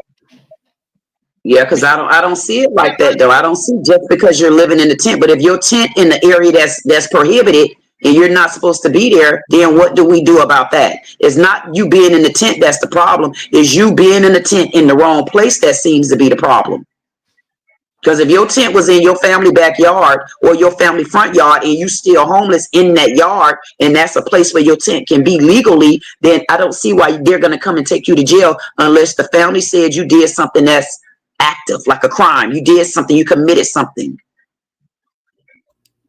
Yeah, but most people have their tents out somewhere behind a store or out on the streets of Skid Row or what have you, and it looks like that's what they're trying to eradicate. So, Right. Do you think they should be allowed to be where they want to be at, Mel? oh, absolutely not. And like I said, it's very dangerous. For a time, even here, when they had people coming across the borders and they were basically busing them to New York City, a lot of and this was under the last administration, they were putting them up in hotels, and the crime rate, it was crazy in local towns that are usually peaceful. But now all that's gone away. So in the same note with the homelessness, I mean, I think something needs to be done to clear it up, or else we're going to keep having major problems. So it needs to be addressed, no doubt about it. Exactly. I just feel that, and I want everybody to understand, it's not that I don't have compassion for people that are homeless, but it's not the homeless that I'm seeing as the problem. It's the act of being homeless. Not because you're indigent, but if you're homeless, indigent, and you're doing something and you're hindering the public, or something where you can hurt yourself, you're committing an act while being homeless. And what do we do about that? They have to be treated like anybody else. Even when they're not homeless, though. That's the thing. But here's the issue too, right? Who's going to go out and interview the people who are home challenged and say, give them an evaluation to see if they're, maybe sane or insane and all of that? I think for the most part, they want to clear the streets, period. I could be wrong, but I think that's where they're heading with this, right? I think, again, when you say it like that, Mel, it sends me back to, they're going to treat that situation the same way they would treat that situation if someone tried to Baker Act you. When you get Baker Act, that Baker Act come from someone calling and reporting. Once that police officer come, I'm not sure, maybe what different states may have different rules, but here in Florida, if you're being Baker Act, I've seen times where police come by themselves and decide or determine whether or not you need to go. And then I've also seen them bring other people with them, which is for them to do like a different type of evaluation, and then they decide. And then I've seen where police take them straight to the courthouse, and then the judge decide should they be Baker Act. Well, FYI, this law supersedes the Baker Act. It's a federal law. Like, it's going to supersede that act. So therefore, it will override that act, and so therefore, it will not be no Baker nothing. It'll be you are homeless, you are indigent, whatever, and based on this law, we can bring you in if you have any previous drug addiction, previous mental illness diagnosis, whatever, because that's the whole thing. They're going to get all your records and be able to keep those records. And if you have any record of that, then they will be able to keep you and hold you in a facility indefinitely. Right. Welcome to the panel, Reverend Green. Are you there? Hey, Rev. You there? He probably stepped away for a second. But while we waiting on him, DJ, so the reason why we brought up Baker Act is because Mel was saying if someone called, like when we were talking about the area that you're in, at that point, would that be considered a form of being Baker Act? Because if somebody called on you, if it's a family member, because not everybody can just Baker Act somebody. You got to be a certain member of someone in order to even put Baker acting on the line. You got to be a family member. You got to be a certain member for someone to Baker Act you. Anybody can't Baker Act you. Hey, Rev. Hey, sweetie. How you doing? Not bad, yourself? I'm doing okay. DJ was asking you, did you have anything to say?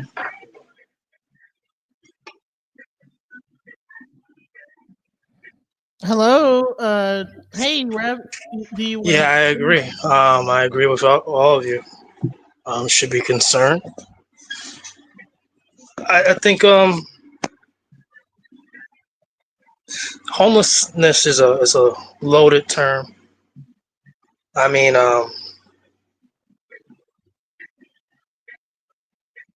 if you have an address, what is your address? Usually it's your name.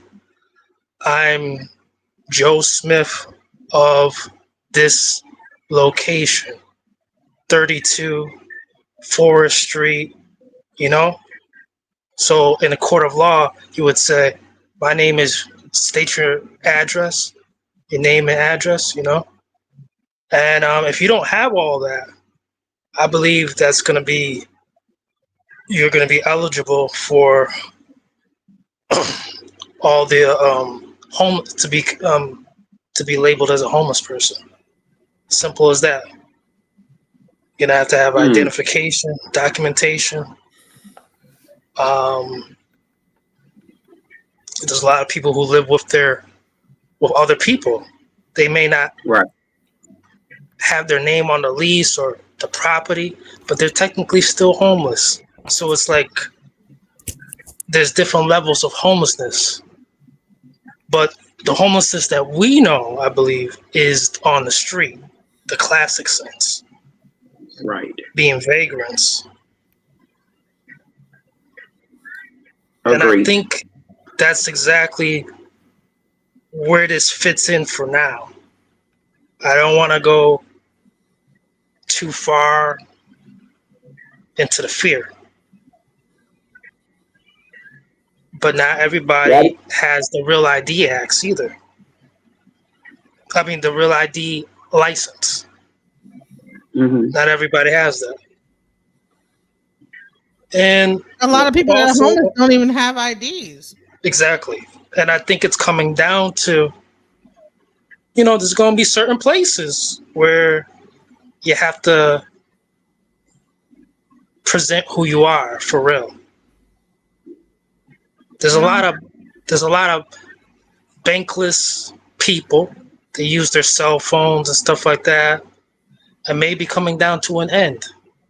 You're really going to have to put some more certification and verification. Where are you really at? Not just your thumbprint to open up your phone. Not just your face to prove who you are, your facial recognition. It's going to be a lot more to it. Gotcha. Makes sense. Welcome to the panel, Rack. Did you want to say something? Hey, everyone. Welcome, everybody. But where do you think the hard-hitting area will be? You say that again. Where would the specific area be? The first place. You mean like the state? Yeah. It's rolled out. It's going to be rolled out across the whole United States, but I believe it's going to be the heavy hit areas like over there in like Seattle, Washington, California, New York. It's going to hit heavy. That's where you're going to see a bunch of that. I think that's where the concerns are coming from, because you have so much homelessness in actually certain states. Georgia and Atlanta is horrible. Like the lady said, democratic areas, democratic run areas, democratic places. Blue states and blue cities. Blue states. Rack, did you want to say something? Can y'all hear me? Yes. Okay. Hey, thank you all so much. I appreciate what y'all doing. These topics are amazing. Homelessness, like that's huge. Little bit of background. I currently been doing this for like 6 years. I work as a probation and parole officer. Okay. My background is in mental health. And when I do intakes and assessments, typically it's for those who are paroled, catch new cases, and part of the assessment is to assess for their needs. When people are institutionalized and go to prison, the issue is they're not required to do treatment in facility, right? And I think that's part of the reason why the recidivism rate is so high. And this topic is not just around, criminalizing folks. If I had it the way I want it, me coming out of California, I've been in California for decades, and the homeless rate has increased over the past 20, 30 years. But when I go to the local park, I don't just see kids playing out there and having fun playing ball. I see folks that got their towels up, their shirts up in the windows in the car. They live in their vehicles. Here's what I think about this policy kind of doing assessments for mental health.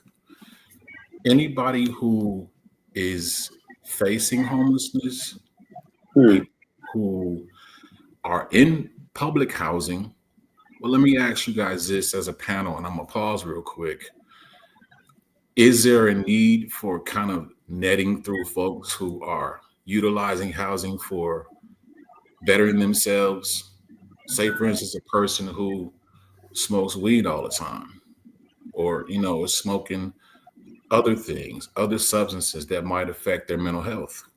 Should they continue receiving public housing? Other issue I've seen is when you have people that work in the government. California has a large Hispanic population. I'm not downing anybody, but it's a strong inference that when you work in these facilities, you work in these county jobs, it's a possibility that people are being discriminated, giving vouchers to who they feel they should give a voucher to. You can assess the paperwork. There are more people who are facing homelessness because they can't get into an apartment. They can't get into housing. Right now, there is a 2.5, 3 times your monthly salary required to even be considered to get housing. So if the average price in California, well, I'm out of Long Beach, is anywhere from a 1-bedroom that can range from $1,500 to about $3,000 a month. This is just local LA County. This is not even the suburbs. A person makes $3,000 a month. There's no way they're going to qualify for getting an apartment. They don't have money. And you can drive through the city and see signs that say "Habla Español," and you can see signs that say "Contact so-and-so in Spanish." So there's a whole lot of divisive discrimination that's going on. If I said, let me look at Trump, his policy.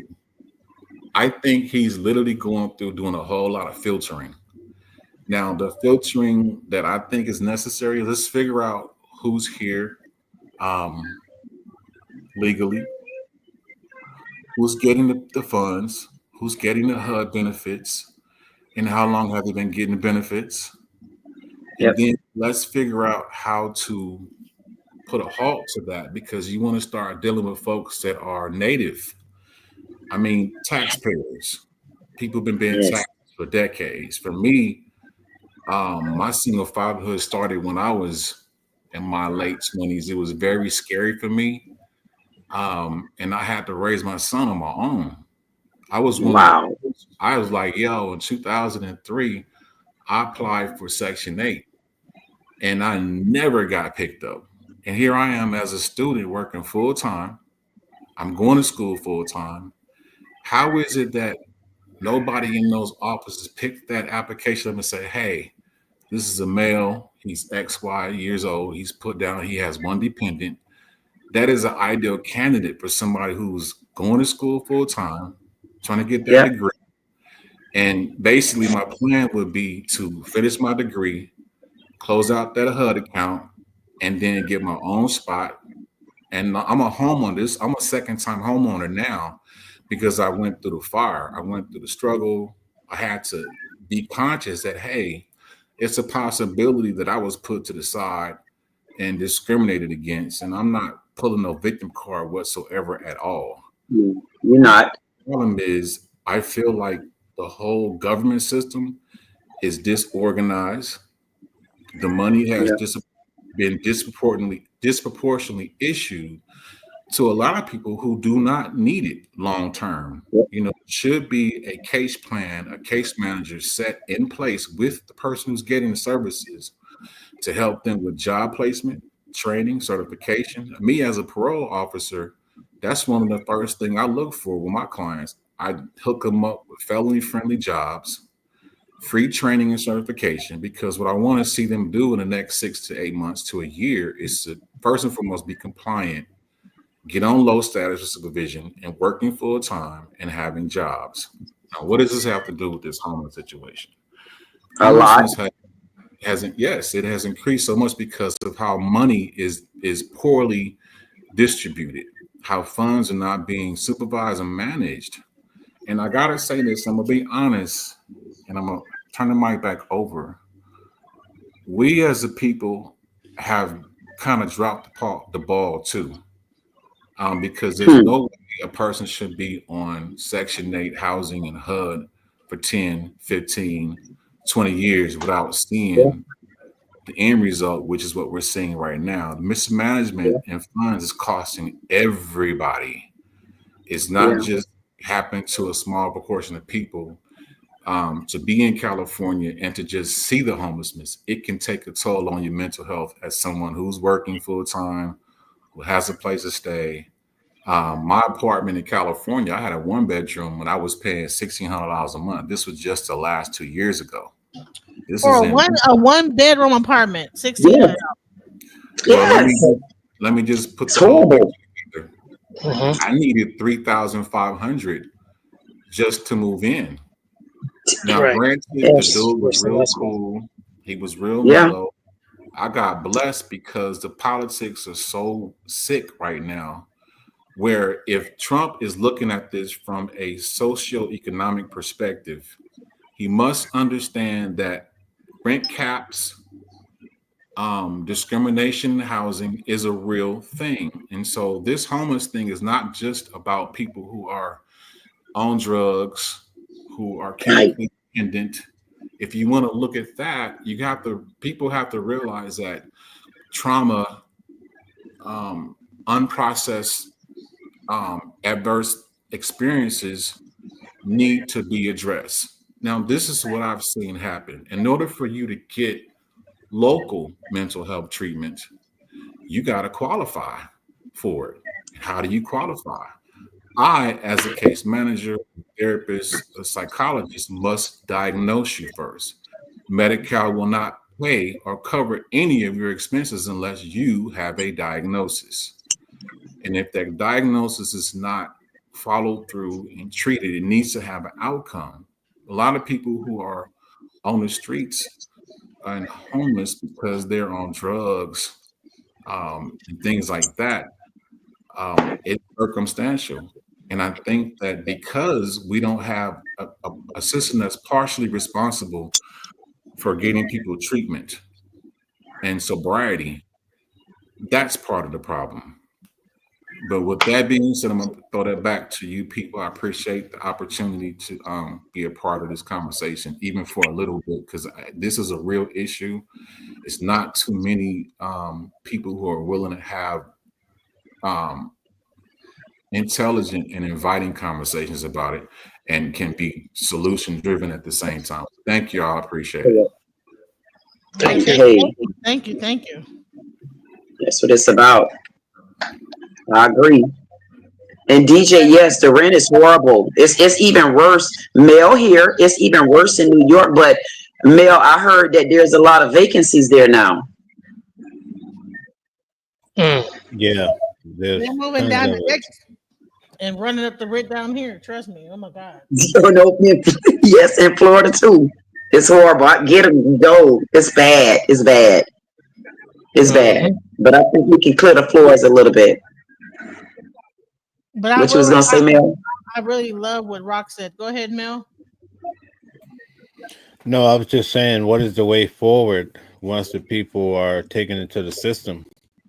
That's the real question. They said that they will provide. I think it's right there in the bill where they'll provide them. They'll provide stuff for them. And that's where Genesis read, where they read it again, Genesis. It was something about they'll provide. That was the long term. That was the long term form of it. I think it's up some. Is it up? Right.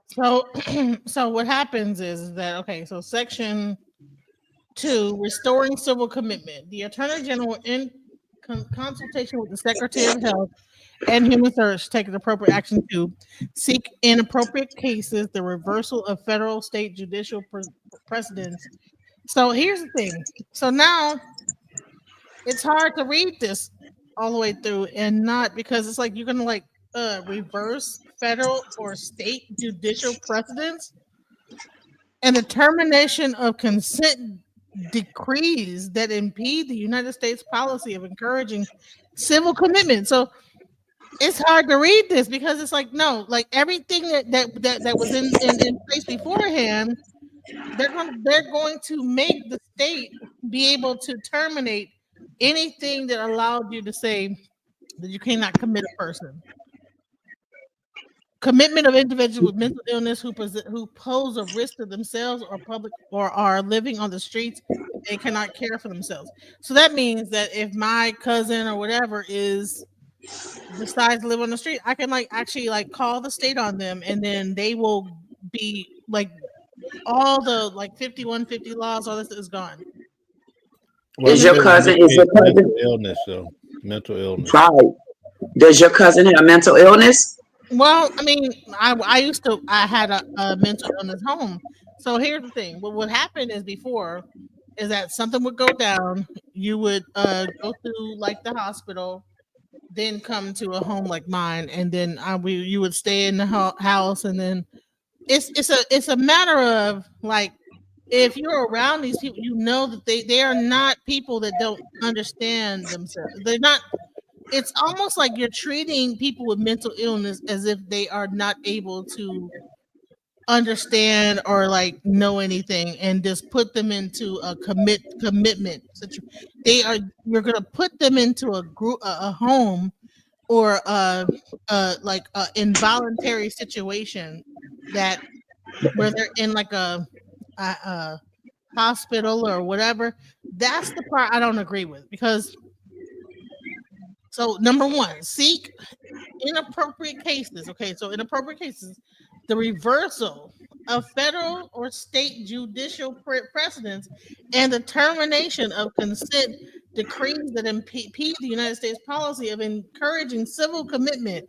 So that means that all those like laws that you said, like, you know, that existed before, that like that you if I don't want to get like committed and I just want to live my life, you know what I'm saying, because I might be depressed or whatever, it doesn't mean that I'm trying to hurt someone. I just might just like be whatever, you know, bipolar or manic depressed. Now this removes that cover from you and says that if someone says that I am, then you get to, I can like put you into a place, and it'll be a long-term institutional setting. So but I think you're going so far with it, DJ. You're going too far with it. I mean, if you're mental ill, if you're a patient, if you're homeless, and you got mental illness, but you're not bothering nobody, they're not coming up to you, taking you to nowhere because you got a mental illness.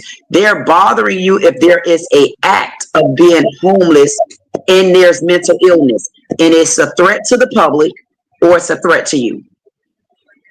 You are welcome to be homeless, as long as you're homeless in areas where you can be homeless at and you're not bothering the public.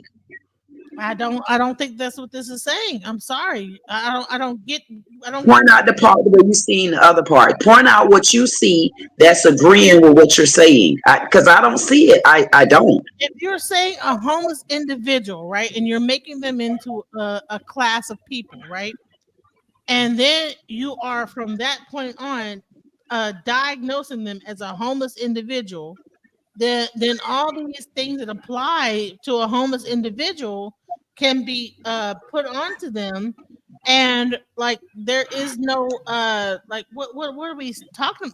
I don't agree with this. Is not. I'm sorry. Maybe I don't know. Can I chime in real quick?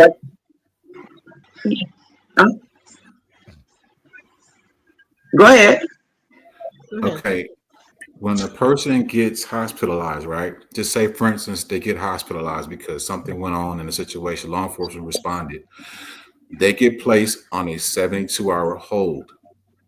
The reason why they get placed on a 72-hour hold is because the doctors have an opportunity to assess via questionnaire, behavioral observation, and maybe some sample or novice medication. Now, they cannot hold them legally after 72 hours. They have to be released to an exit plan. So sort of like the young lady on the panel who has a placement.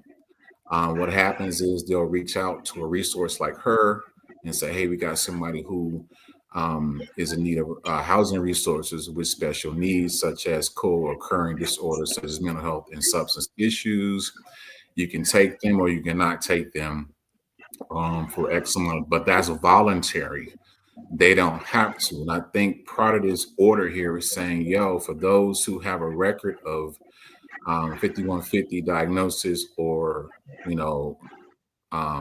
the 72-hour holds, they may be your first group of folks that have been who are going to be pulled off of the homelessness situation and placed in some type of placement. Now, I don't know that for sure, but this wording is saying their right to, not give consent may be revoked if these folks are still in the same situation.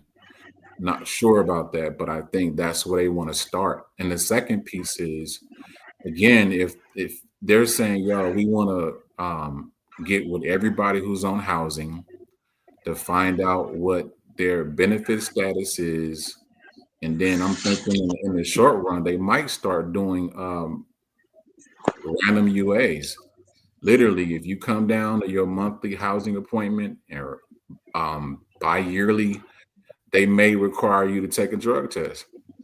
If you have a dirty urine and you are on substance uses, that's going to be the first phase and you get in treatment. If you choose not to do treatment, then you might forfeit your housing.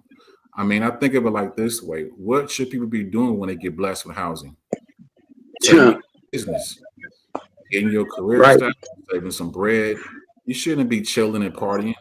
I mean, the countless numbers of people who, I'm not saying one is better than the other when it comes to partying and having fun, but there's a certain limit. But there is a very sober level of accountability where you don't want to be homeless. You don't want your kids to face homeless. You don't want to be evicted. So what do? You become proactive in your thinking, your emotional state. Let me figure out what I'm going to do in this blessed 2 years of my life. I got kids. Let me get a career.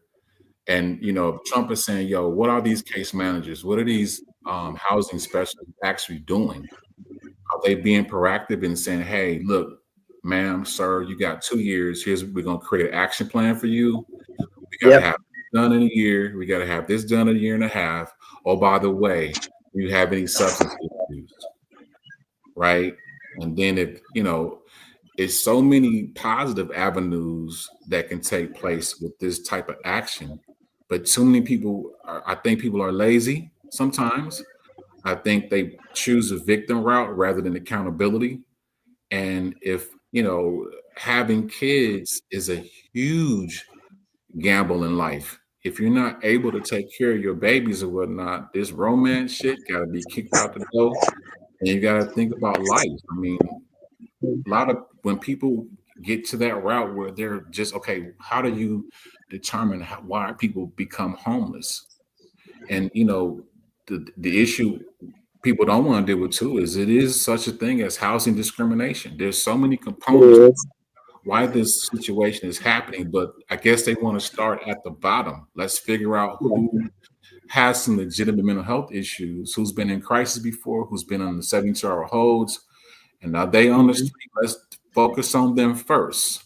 Let's see some visible improvements in these states that are high risk for homelessness. Let's get this under control first. Okay, boom. So those who have been on housing, let's figure out a proactive way to prevent this from happening to them. And I think that's a pretty good trickle-down action plan. I just feel like, yo, why you wait so long to get this done? This is a sample. And I don't think anybody has done this before. I think that housing has been a long-term crutch for a lot of people who didn't learn how to take advantage of it get in and get out. I got a friend of mine. I'll stop here. She was on housing for her 2 boys, but she was going to school for her bachelor's degree, and then she got her master's degree.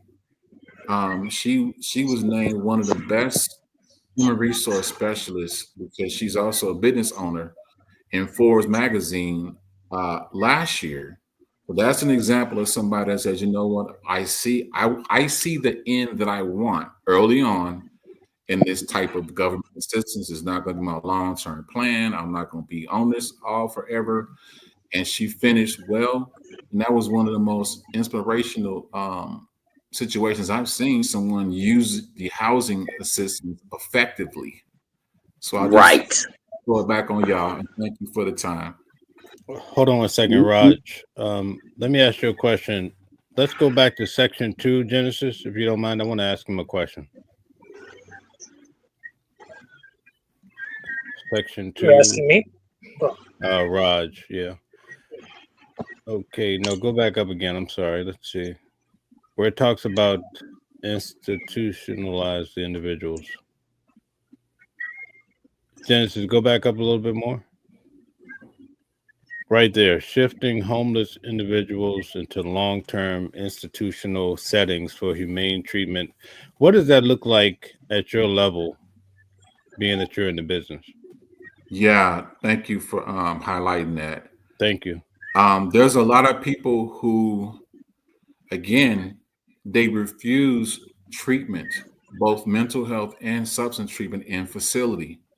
It is currently against the law to force someone to get treatment. It doesn't matter how severe their mental health state is and what the institutions do when a person becomes irate. There's a difference between general depression and chronic depression. Chronic depression means you cannot stop. You are completely overwhelmed and you are unstable. General means I lost my job. I'm mad. I'm stressed out. Now, the resolution for general is to go rebuild your resume, throw it out there, get another job. Your general depression is now resolved. But there are countless people who are chronically depressed. They have schizo illnesses that are generational that have not been addressed. And, you know, I used to work in prison as well. So when you see people like this, they're placed in a special housing unit. They are not in general population. And so when they're in there, they may have many episodes of crises, and they have to be restrained. They have to be forced to be what's the name for it? Chemically restrained. In other words, they have to utilize medication for them and intravenously or through the needle because they're refusing treatment. Only in the crisis situation will they have to receive a sedation, but they're released back into the community. So when you read shifting homeless individuals into long-term institutional settings for humane treatment, well, think of it like this. If a person who has a mental health issue and they're unstable and not treated are approached by the police, you have to either have a mental health specialist on the scene. And, you know, if you have to restrain that person, you still have to wait for the mental health specialist to come in to help de-escalate their crisis or their manic behavior. Now, this is going to cost more money. This is also going to affect the safety of the officers and the community. And what if that person has not been addressed by local law enforcement? What are they capable of doing in their kind of unpredictable state, untreated state? And this, you know, we're missing the fact that they have family members that have maybe discarded them because they're completely unstable, unwilling to accept family love and support. So where are they going to go? They're going to be on the streets, right? They got to eat. And, you know, we have not be naive about this. Some of them will rob. They will rape. You know, we got the combination of young people who are sexually exploited, abandoned out in the streets. So we have a whole reality of horror happening behind closed doors. And these are crimes that are really unsolvable if you have a homeless population that are criminally minded, morally unstable, they're gonna do whatever whenever they want to do it. So how do you manage this?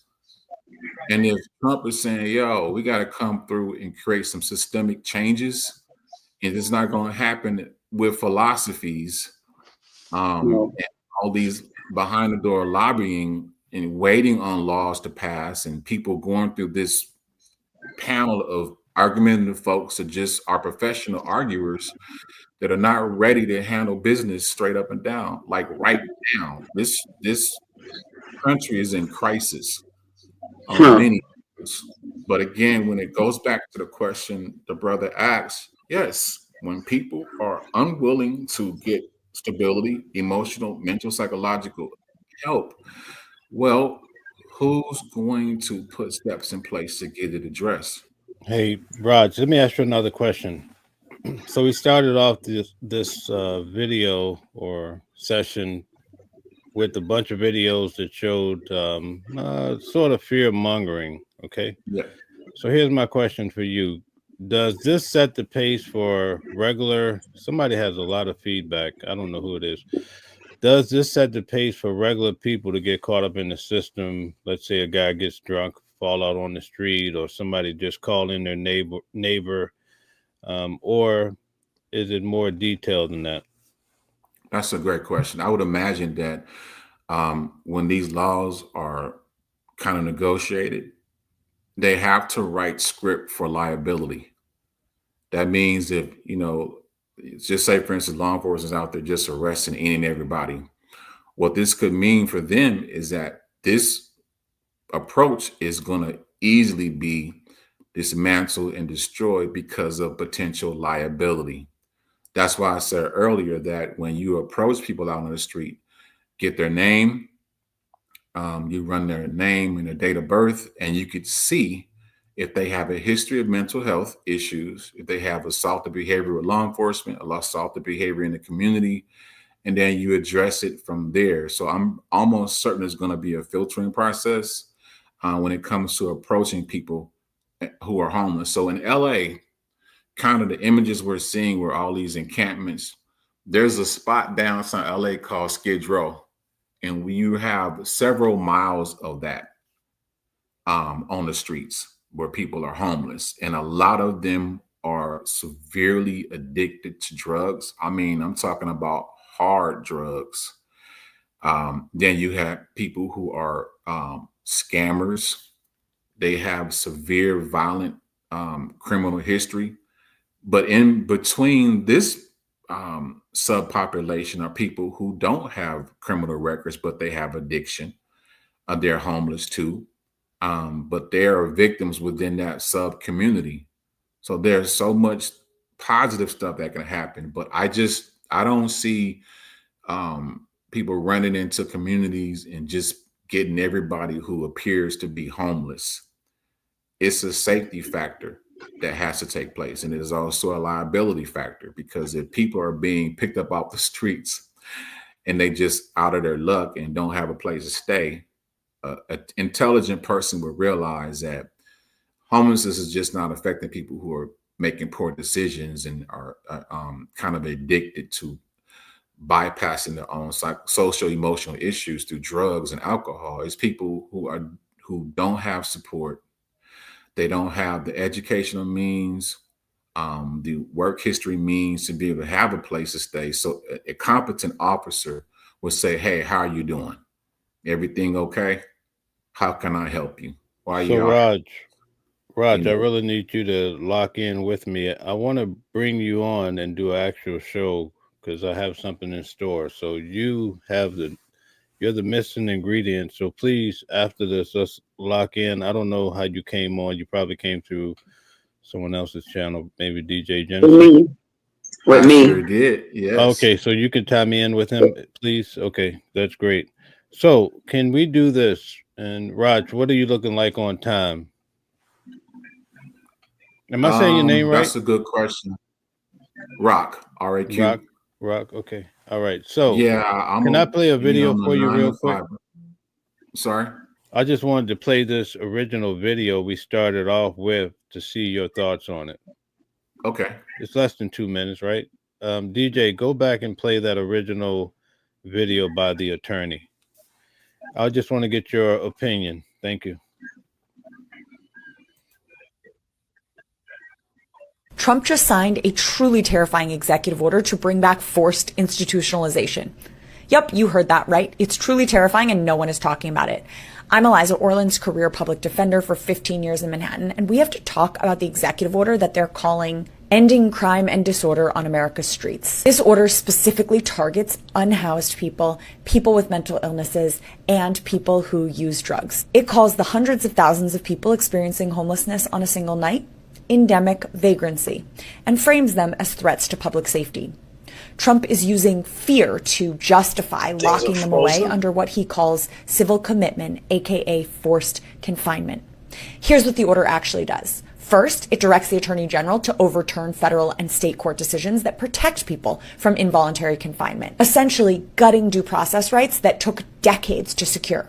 Second, it ends housing first policies that have actually worked to reduce homelessness.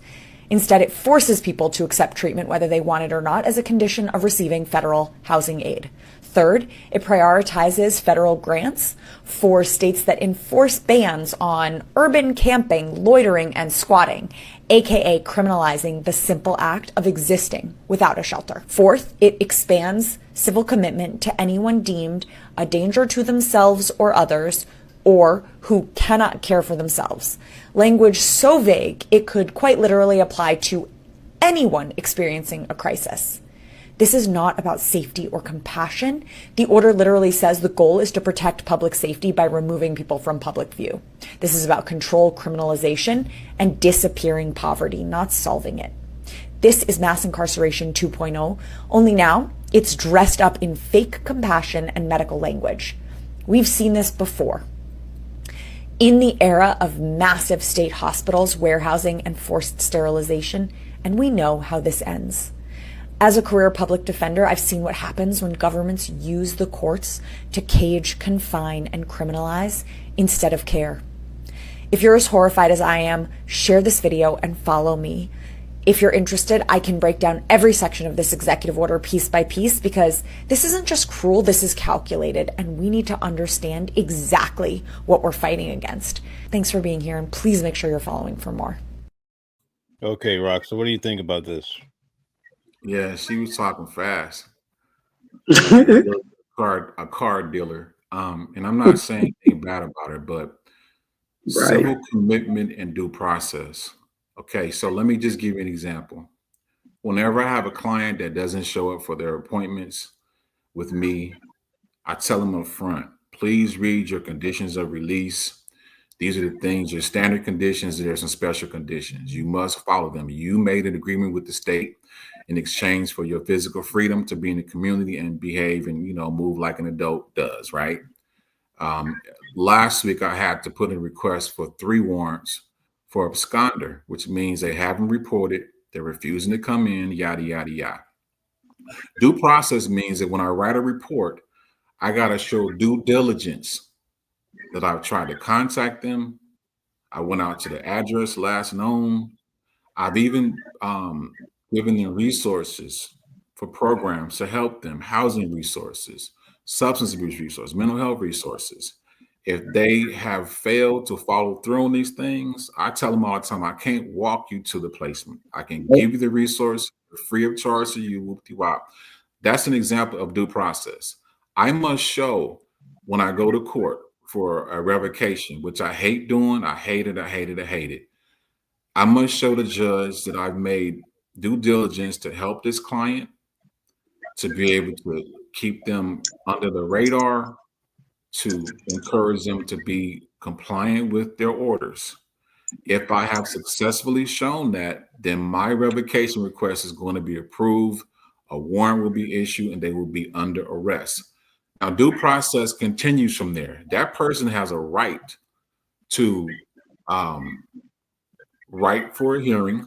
They have a right to face their accuser, which in a position as a case manager or parole agent, they get to face me, and I get to say, yo, you remember when I did this? You remember when I did that? And what was your response? Well, they had no forwarding response because they violated their agreement with the court. Now, say, for instance, you go back to people who are homeless, you got to think about it like this. There may be a 10 or 15% population of them who are on probation or parole, who may be absconded, may have open warrants, or maybe a crime has been committed. And, probable cause plays a role in that as well. If I go into an camp where there's people homeless or skid row, I can kind of scan with my eyes if there's substance containers, there are needles, are there baggies there? There's my probable cause to detain, not arrest. When I detain you, I'm going to investigate further. I need your name, your date of birth. If you refuse to cooperate, I'm going to put you in the vehicle. I'm going to transport you downtown. I'm still going to be nice to you because I want to find out what your situation is. I'm a professional officer. I'm not a, out of my mind, not caring about policy procedure officer. So due process is for that person throughout. So when this lady is talking about your due process is going to be affected and this, that, and the third, no. If you want to address an issue, you got to address it where it is out of control first. So dealing with folks who have criminal records, if their criminal record is dealing with violent felonies, things that can suggest that they might be a danger to themselves or others, then I need to talk to that person in a setting where they're willing to talk to me mutually. That's step number one. But I think with this person that was this she may be an ACLU attorney or whatnot, but I think that a lot of them are still working under the philosophy of everybody of color is a victim. They can do no wrong. And that old scenario is played out, is no good. Like I said before, I'm not only somebody that works in the community, I'm from that same community. I don't work in a faraway office where I work with people who have had privileges, even though I have worked in those neighborhoods and the substance issues are equally the same. It just, for me, under the psychosocial model of ACEs, early childhood experiences, people have trauma across the board. It just means that there are more mental health programs offered in more affluent communities. And when I say there are more available in affluent communities, the community themselves are holding these community service providers accountable. You're just not going to have my baby up in your place, giving them a diagnosis, put them on medication. That's it. No, I want some intense therapy. I'm going to be willing to participate in therapy because maybe I, as a parent, have done something wrong. I need to apologize to my baby in their face to create the healing process. But I can go on and on about that. But I'm like this. I want to sit back and watch how this works. But in terms of your human rights, I think human beings are responsible enough to read a document, to read a book, to understand simple politics, to know that your rights cannot be violated unless you allow them to. Is it just me, or are some of these individuals trying to make it seem like, oh, being homeless is a beautiful thing? Like, oh, they're really taking away people from the woods and off the street. Like, what's going on?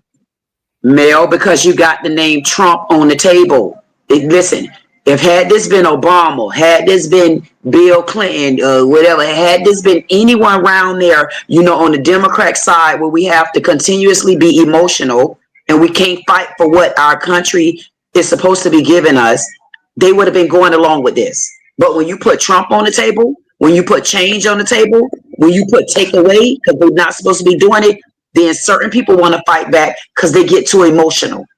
This is an emotional thing, if you ask me. That's why we were never able to get rid of illegal immigrants, because we were in an emotional state. Then you get a president that put the hammer on you and you already know how he is, then they can't take it. But everybody want to continue to complain about the rent, complain about grocery.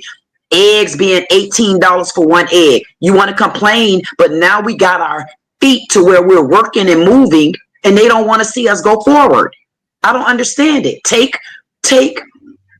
Republican off the table, Democrat off the table, nonpartisan off the table, Trump off the table, and put reality on the table. We're suffering. We can't do this the light, easy way right now. We got to be ready to fight. Y'all had enough time to sleep. We had too many presidents where you were sleeping. I slept through the whole Biden administration, and I'm woke now, and we getting some changes, and I'm not stopping. Yes. Period. Can I say something? Should be illegal. Homelessness should be illegal because you have a lot of people who are homeless because they don't have resources. And I'm not saying that to paint a picture of being a victim, but let me ask y'all this, and you know, you can respond if you want to. If you have budget issues, you have financial priority issues, there may be some emotional instability going on. If you can't learn how to manage your bread, whatever how much you have, work together as a team. But as a single parent, I had to budget every dollar to raise my son. And he still didn't get everything that he wanted. But, you know, to spend money on this, I didn't go out to party. I didn't go spend money on, you know, drinking and popping bottles.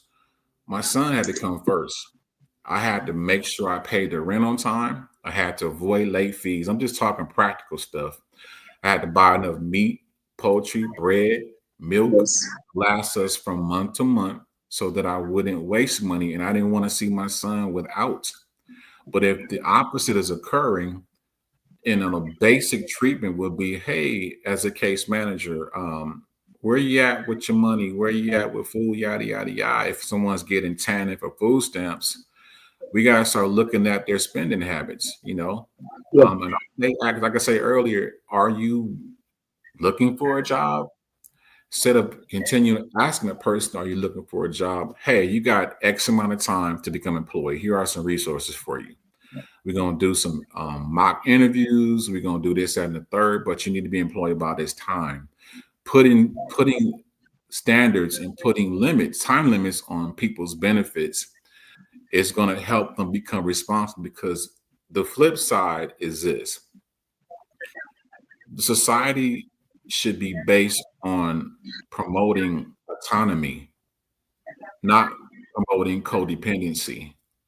And we're a little bit too late to talk about why it didn't happen, because a lot of young women were given free, and they, you know, having children and then getting years and years of public housing, and no one is held accountable. Same thing with the fathers. You know, the money has been so mismanaged over the past 30, 40 years.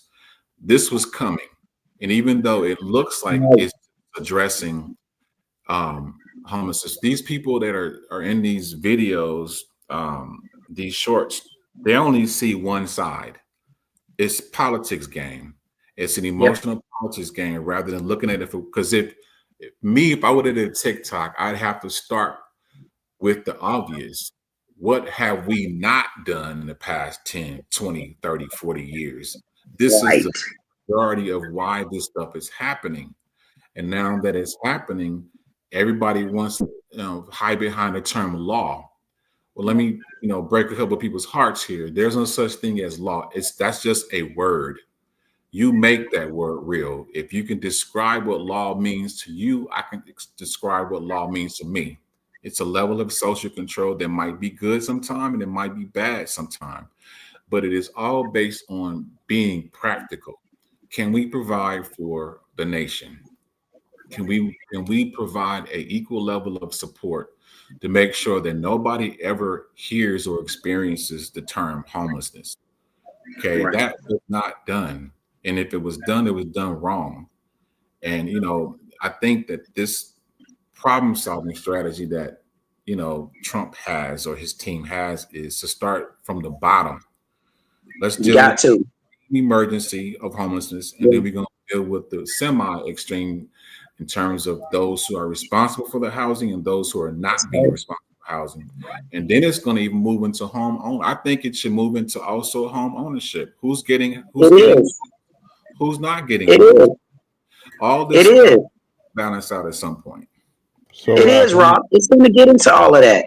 I'm sorry. Go ahead, Mel. It's going to get into all of that. I mean, what he had to do first, if you notice the first time Trump was in office, what did he target? The first time he targeted, y'all need to wake up and know who I am. You're fired. That's the first thing he did. And then he started targeting the countries.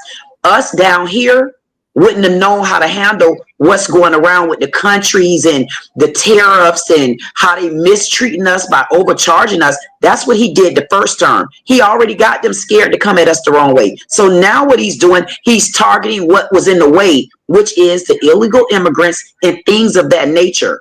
Then he's targeting the homelessness. Once we can clear the air, I can see his next target. We need to go after even those on Social Security that's getting it and they know they're still working. We have mismanagement of the money all around this entire globe. And I also wanted to say one thing. When we talk about homeless, we need to also understand that a lot of the homelessness these days is coming from even the younger generations, especially out of Atlanta, Georgia, out of parts of Florida. These young kids have gotten on, what's this drug that they've gotten on? It's this drug that all of them, they are based out. A lot of fentanyl. What? No, not fentanyl. It's another one. They started getting. No, it's a drug that they started making in jail, and then a lot of the young ones that came from jail. That's the new generational drug, and it's huge. Paint. K2. It's K2, but they call it paint. Up in New York City. It's horrible. It's and they get that P. Diddy was on. Tusi. It's a combination of ketamine, cocaine, and like they spray it on it. Like that's what I mean, like spray. I'll tell you the name of it, but it's horrible. K2. So here's a question I have for you, Rock. You have a minute? Yeah, go ahead. So let's go back to the bill. Pull the bill up again. We're going to get to the bottom. Now, we didn't get to the part where it talked about camping and all that, so I'm intrigued by that. So we need to get to that point. But looking at this bill, is it the idea to clear the streets at night of homeless people in general, or is this more of a surgical thing? It's another good question. I'm just going to talk from experience as I look at this document. Homelessness in California is ridiculous, especially LA County, where I spent 30, 40 years. It is way too much homelessness. And I think part of it is addressing the people that live in those areas. You know, they don't want to come out and see what they're seeing. So when you have somebody who's living in these group encampments, you know, think about it like this. There's no running water or toilets for them to use. So they got to go somewhere. There is no beautiful trash barrels or cans sitting there waiting for them to dump their discard. So it could be very, very uncomfortable, unclean, and trashy in those areas. So being able to deal with homelessness in general, I think you're right. Idealistically, it may be, hey, with everybody that's approached, it should be an approach that's based on case management. You know, if a law enforcement officer approaches someone, hey man, what you got going on? What's your situation? The law enforcement officer should have resources ready to give that person. This doesn't mean they're going to be arrested right away. Unfortunately, there are some people who have open warrants. They're choosing to be homeless, or they have such a horrible background. This is a small population I'm talking about, where they cannot qualify for housing. So I think that in the interim, if they're going to sweep everybody off the streets that are homeless, they need to have an action plan, a suitable action plan to be able to help them right then and there. And it's not going to happen overnight. But I think you may have a point there that they want this eradicated entirely.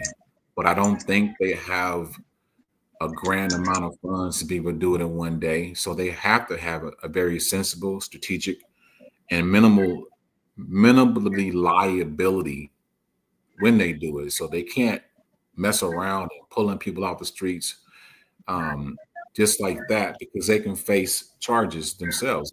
Liability suits can pop up all over the place. I think that this movement, it should be a strategic one. I don't want to use the word humane because, we're human. No one needs to, rephrase that. It should be a very, very common sense strategy.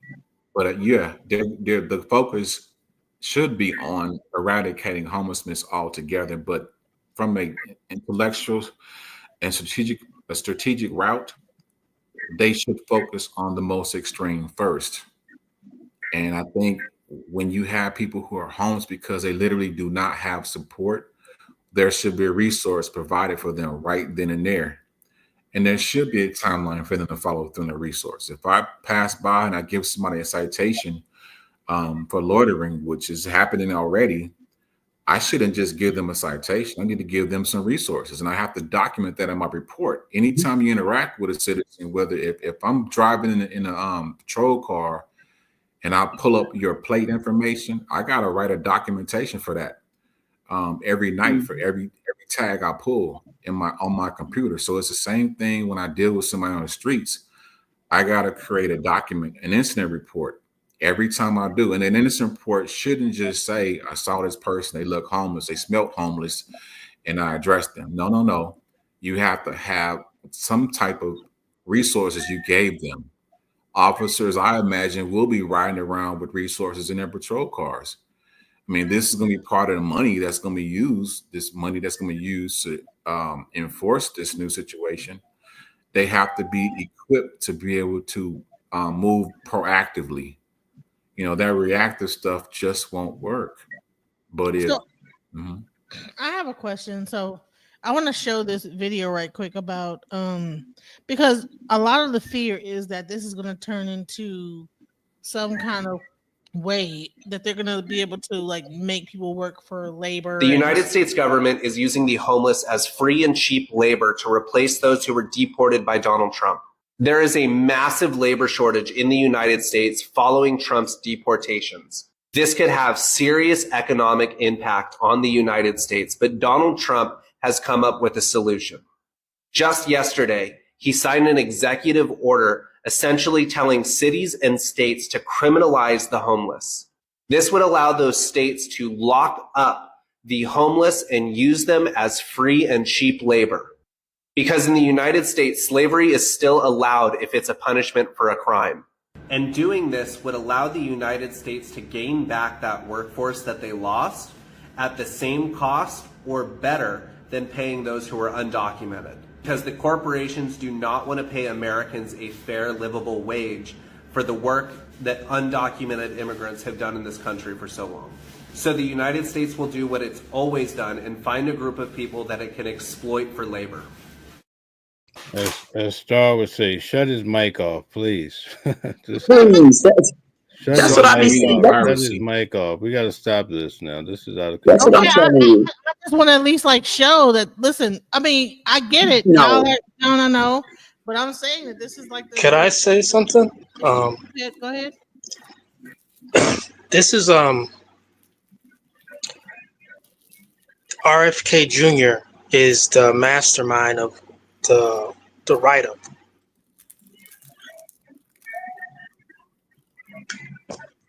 Are you familiar with RFK Jr.? Yeah, who? Robert Kennedy Jr. Oh. He's the mastermind behind this initiative. Are you familiar with him? You mean the actual this whole executive? Yes. Or the people that are speaking against it? He's the mastermind of this initiative that people are fear-mongering of. But he's spoken about this many times before. And remember, he was running as a Democratic presidential candidate. It's right there on the initiative of who's the U.S. Secretary of Health. But if you go backwards, he was speaking of this during his presidential campaign, especially in San Francisco. He would wanted to start that off there. I believe these clips, this is fear mongering. from opposition, paid opposition. Well, it's Right. interesting you say RFK Kennedy Jr. So let me show you this real quick. So watch this. Thank okay? you. It's gonna blow your mind. Watch this. So if you get into it even further, hold on, let me find it right here. Boom. Executive order by John F. Kennedy, the 35th president. So what they're saying is that this whole emergency preparedness function is about to the Secretary of Labor. So they're trying to say that this whole thing goes hand in hand by utilizing. We're not trying to seeing get, anything. If you're showing something, we're not seeing it. Correct. No, it's right there at the bottom. You got to take the name down. Take the name down. The comment down. Oh, you can't see it. Oh, my bad. Hold on. Let me hold on. Thank you. Yeah. All right. So these are the same people. So this is John F. Kennedy, and this is 1963 executive order assigning emergency preparedness function to the Secretary of Labor. So what they're trying to say is that this is a continuation of this law, where it goes into if you're in war, how would you implement people, civilian manpower, mobilization, all this other stuff. So this is what what people are thinking, that this is like a continuation of, as you can see. You see what I'm saying? So I think so they're combining this, saying, okay, well, this is really a continuation of this law that started in 1963. And then when you say that Kennedy Jr. is the one that Robert Kennedy Jr. Robert Kennedy Jr.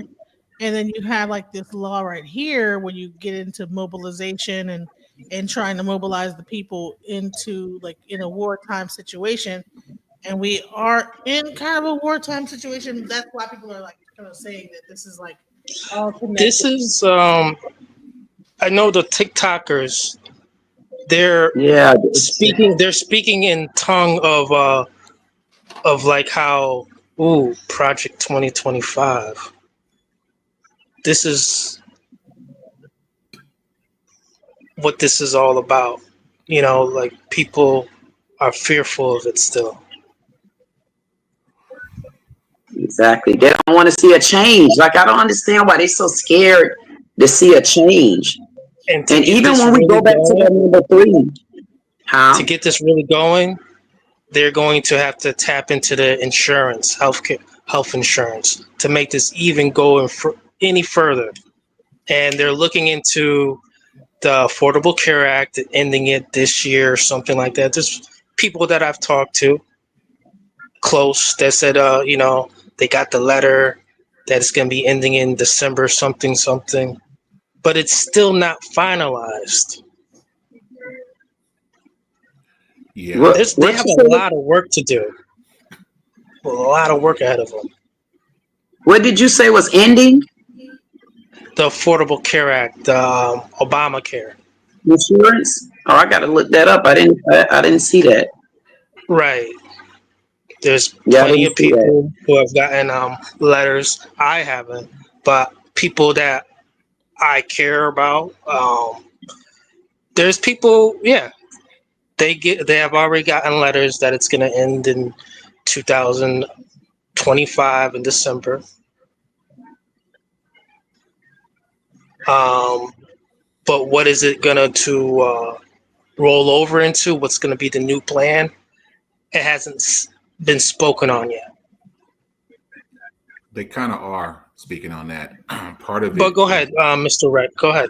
No, I'm sorry about that. What's the name of it, though? The new plan. Let me just share this. It's all over the place. But here's what I think is about to happen. Everybody that has applied for and utilized Medicaid, Medicare, when you get qualified, you get an ID number attached to that. That ID number is going to identify you as a citizen, a non-citizen, your demographics. And so anybody who, first and foremost, is not a legal citizen are going to be first to be taken off.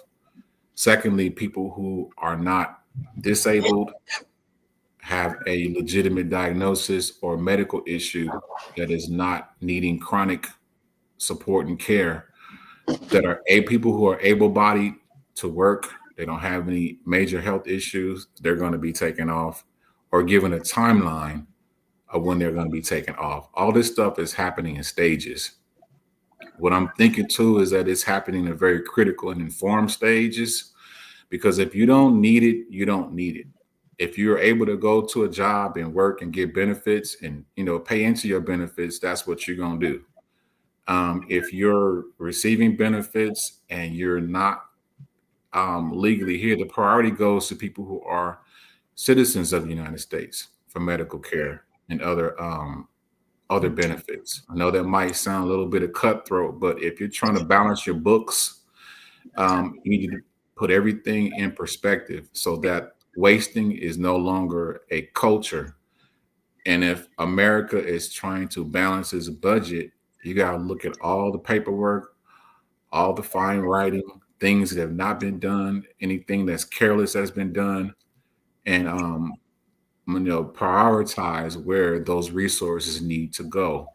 But again, everybody who has Medicare, Medicaid, your ID, your citizenship, all these numbers into your birthday, everything is attached to that benefit. And that is that's a form of identification.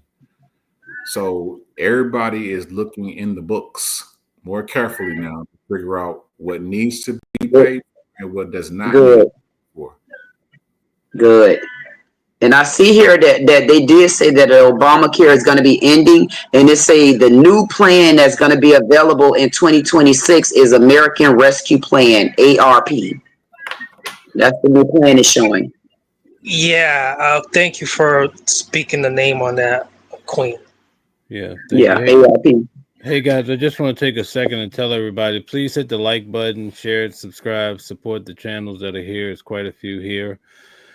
We appreciate everybody that's here tonight as we talk about a subject that's affecting all of us, and a lot of comments are really deep.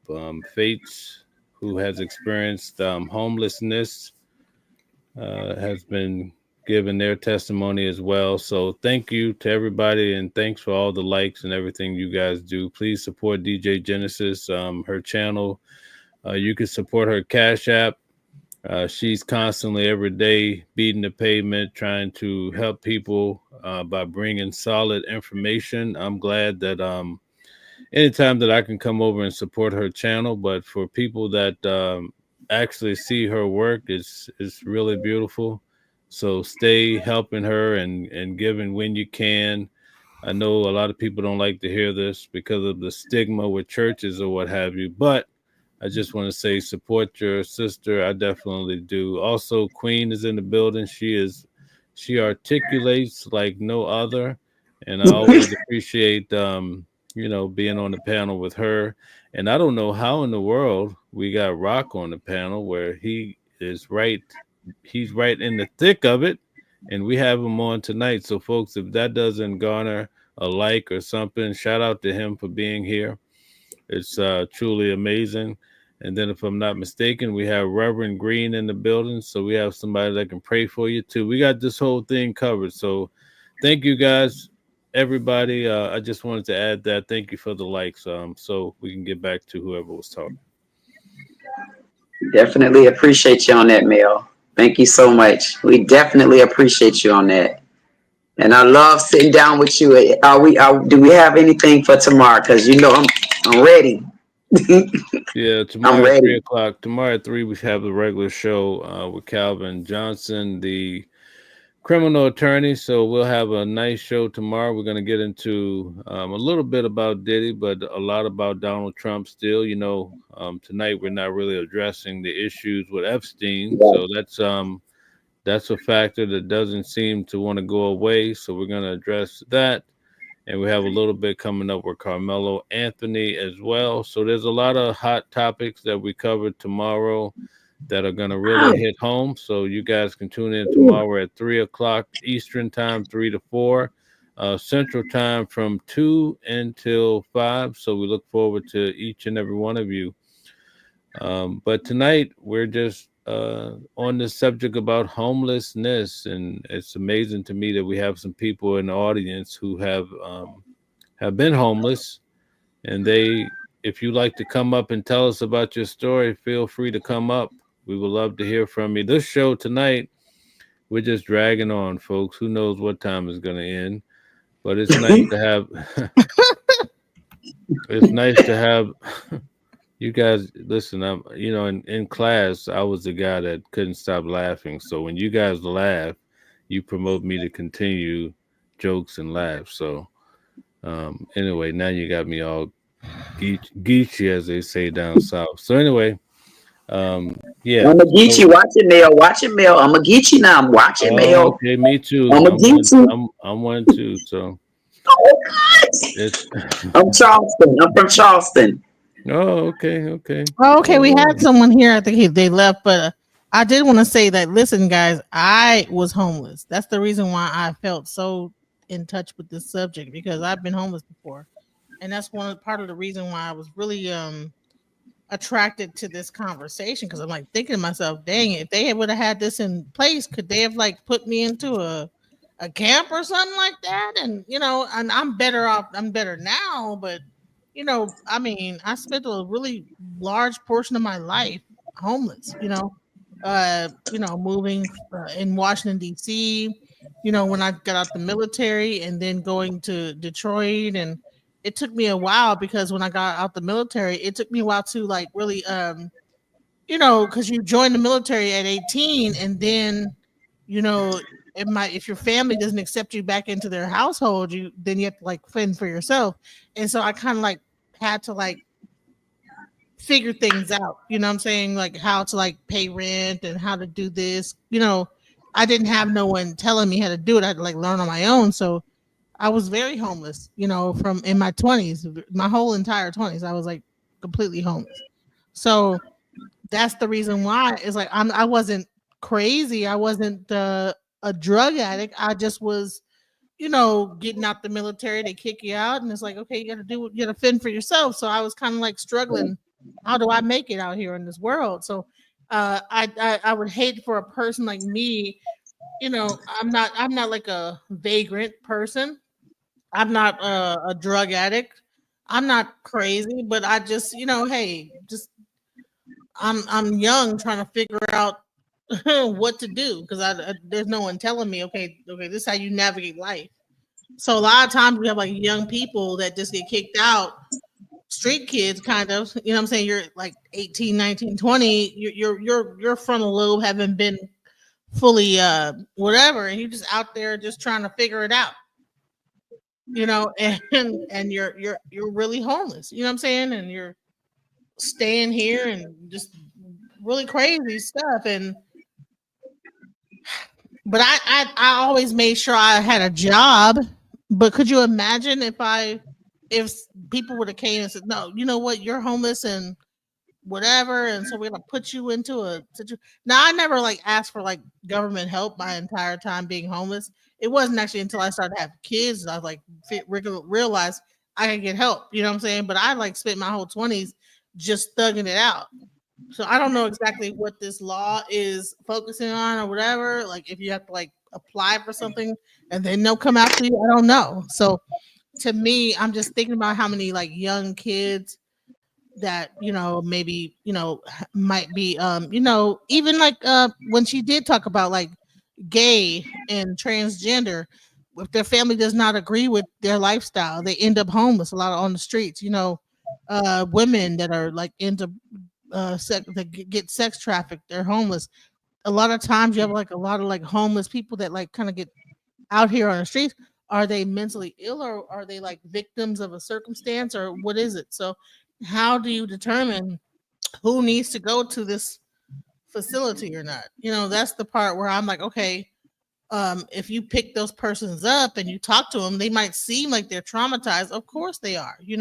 If you would have picked me up in my 20s, you probably would think I was traumatized and probably would have kept me in the actual location, whatever it was, So let me ask you a question. In the mental institution, if they would have picked my crazy ass up back then when I was 20. You know, let's be real. So Genesis, real quick, a question for you. So what did your homelessness look like? Were you actually like on the streets, or you just living with family members? Well, no, I was on the street. I was so at first I was able to maintain an apartment, you know, do pretty good. But then I don't know, it was like I had people living with me, didn't pay the rent, things got messed up, and I ended up like on the street. What happened is that I lost my paycheck from Kinko's. This is exactly what happened. I had a paycheck from Kinko's, lost it was a paper check, lost the check, couldn't find it, had to wait to the next paycheck to like get it like put onto the next paycheck. And so the landlord wasn't really gonna honor that. And so I end up homeless. That's exactly what happened. So I was homeless, living. I was really like literally like didn't know where I was gonna go. Someone told me that all the people were living above a flower shop on U Street because I was a DJ at the time, and so it was across the street from where I DJ'd at. And so it was a guy that was up there. His name was Blind. He was actually going blind. At some point, he was going to go blind, and he allowed me to kind of stay in the hallway. And it was all kind of roaches and stuff crawling on me when I was sleeping. And it was just really jacked up. And then crackheads, they would be fighting and slitting their wrist, and it was just crazy. It was the craziest situation.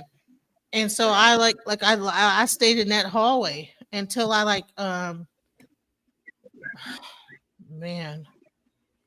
And then, you know, when I got my check, I was able to like ask people, can I like pay you to stay with you for a week or stay here or stay there? But yeah, I literally was like staying on top of a flower shop because the flower shop would allow certain people to like stay in rooms above it. And yeah, in Washington, D.C. Yeah.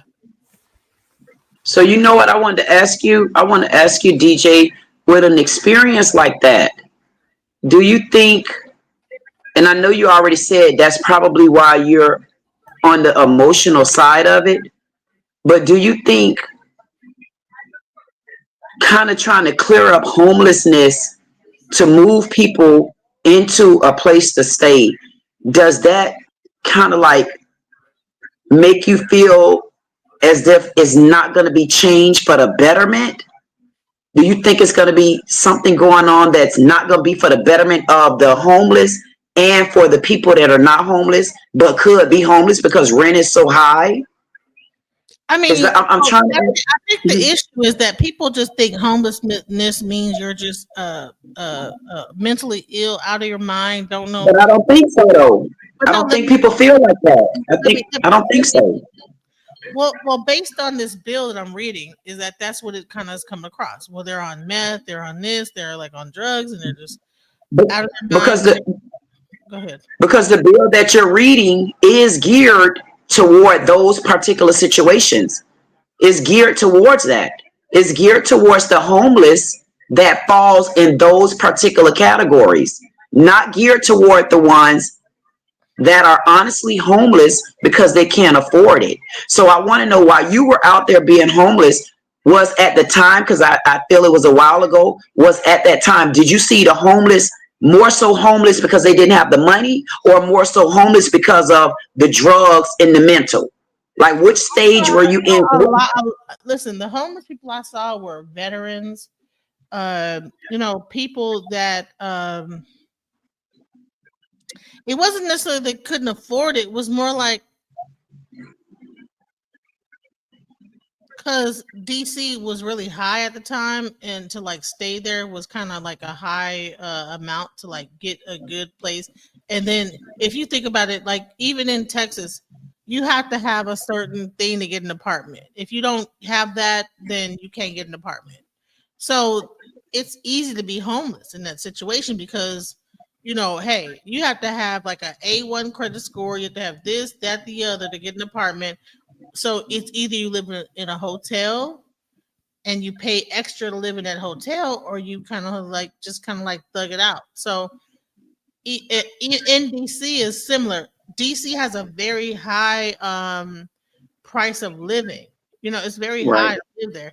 So it's easy to be homeless in DC. It's not that hard to end up being homeless because if you don't have, If you're not working a big enough job to be able to pay that rent, or if you have like a eviction on your thing, you can't get an apartment, so you end up homeless. And so it's not like so how do you differentiate a person that just couldn't the credit score wasn't good enough or whatever versus a person that's actually there because they are mentally ill? You know, that's the part that because a lot of the homelessness that I see, and I've traveled a lot of places, especially in the United States, because, you know, as I always told you, I travel training those doctors. And I've been to just about every state here, maybe except maybe 3 of them. And the homelessness that I see, the ones that I came in contact with, it's not homeless because they didn't have money to afford it. The predominantly amount of homeless that I see is the mental illness and the ones that are on drugs the worst. And those are the ones that you would really see out there more often than you would the ones that don't have the money, because those ones that don't have the money and they want to get back inside of a building to get in those right living conditions, they put forth the effort to get out of that situation. But the ones that you see with the repetitive behavior, those are the ones that's basically saying, I don't want to be anywhere but where I'm at. You can always tell the difference with the ones that want something better but can't get there because they actually need the help, versus the ones that have mental problems and are on drugs, and either the family pushed them away, they stayed away, or they don't know how to get back there. Right. So I think there's a difference. Okay, so let me just give it like this: is that when I got kicked out of the military, my family pushed me away. They when I said, "Hey, can I come back to stay?" Because I got kicked out the military. I got a general discharge because of failure to adapt. I failed the test or whatever, like the written test to like stay in. My family was like, "Well, no, you can't come back here." You know what I'm saying? I had nowhere to go, so I end up on the Yeah, but street. you didn't. See, But you didn't fall under that category, though. You didn't fall under the 2 categories that this bill is gearing towards. You fell under that other level of homelessness because you couldn't afford somewhere to live. That's a different level. I don't think that you're understanding is that that one category and another category is not that far apart. Let me just put it like this. If I didn't have a guy that said, "Hey, you know, you could stay with me," you know what I'm saying? And of course that gets dangerous too, right? Some random guy says you could stay with me, and of course it got really scary.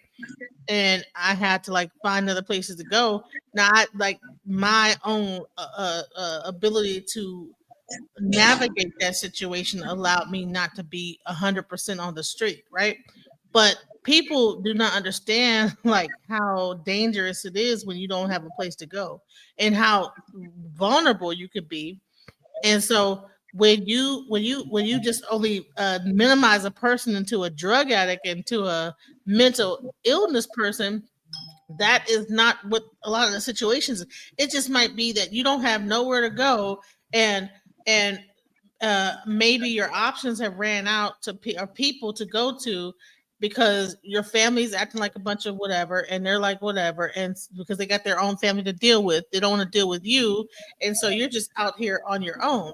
And I was making like even homeless, I was making $24 an hour, $12 an hour. So I'm homeless, still going to work, still doing what I do, but still don't have no. So you weren't in the same category, DJ. That's what I'm trying to get you to understand. What I'm trying to get you to understand is that's the thing. That's exactly what I'm trying to get you to understand. Is that Hey DJ, guess what? Guess what, DJ? You're not. I was homeless too. Remember? So I'm talking to you. I'm not talking to you. I'm not talking to you in a position where I haven't been there before. Is my point to you? Because I just seen someone say you can't say something if you wasn't in those shoes, and I was in those shoes. So I do know how it feels to be homeless and not have no family to go to. I do know. And I'm saying to me, so you're not the only one. You may have been out there longer than me, but you're not the only one that was homeless. I've been there, and I know the different levels of homelessness. And there's a homelessness where you can't afford it. To me, there's different levels of it. All different levels. Do you understand? I've been on the level. Of course I do. I've been on the level outside. I've been on the level of in my car. I've been on the level of, because what happens is that, like, you know, It's kind of traumatic to talk about when I talk about it, but I'm just saying is I've been on all the different levels of homelessness. And I've also been alcoholic, and and homelessness does feed into because you don't want to deal. Sometimes you'll drink not to deal with the fact that you're sitting there, and then other people like they're drinking, you're drinking, and so the other homeless people are all hanging out together, they all drinking together, so it's like a thing. It makes there's a community that forms. You get to hanging out with certain people, so it's a whole thing that goes on with that, so so to so to me, and those people probably like protected me at certain points. I remember like in certain instances, like where like that those are my people. All the homeless people we were all hanging out together, homeless. Okay, we're gonna be here right now, whatever. So like people, it's not a mindset, but it's a situation that happens to where you're all in one bucket together and you guys are all like looking out for each other, but it does not mean that that all these people are jacked up or whatever. Some people just like fell on. In DC, it was on U Street. All of us was artists. Most of us was like starving artists, homeless, doing poetry and so we might be homeless, but we go to I'm DJing over here, but homeless as hell DJing, homeless But as guess hell. what?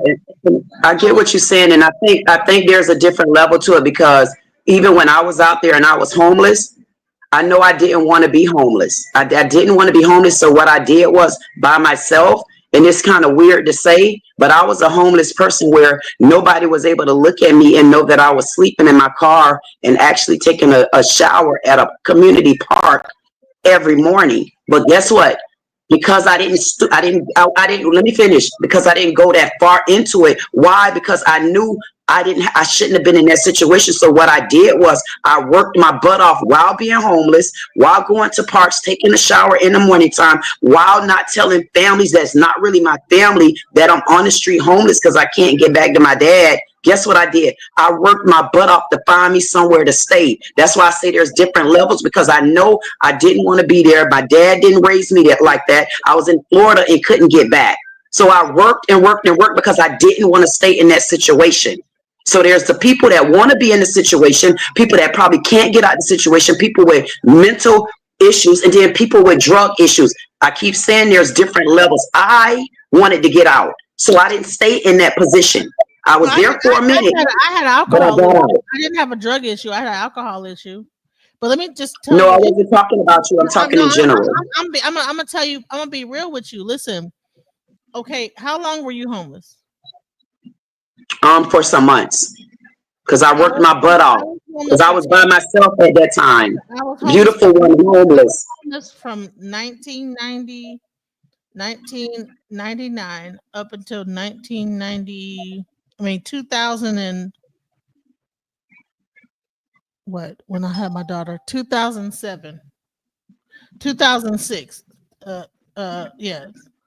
1997 to 2006, I was homeless. Right. And I've been to the program with the military where they try to put you, but they didn't want to put me in there because they said, you know what, there's a lot of like sex offenders there. They don't want to put you there.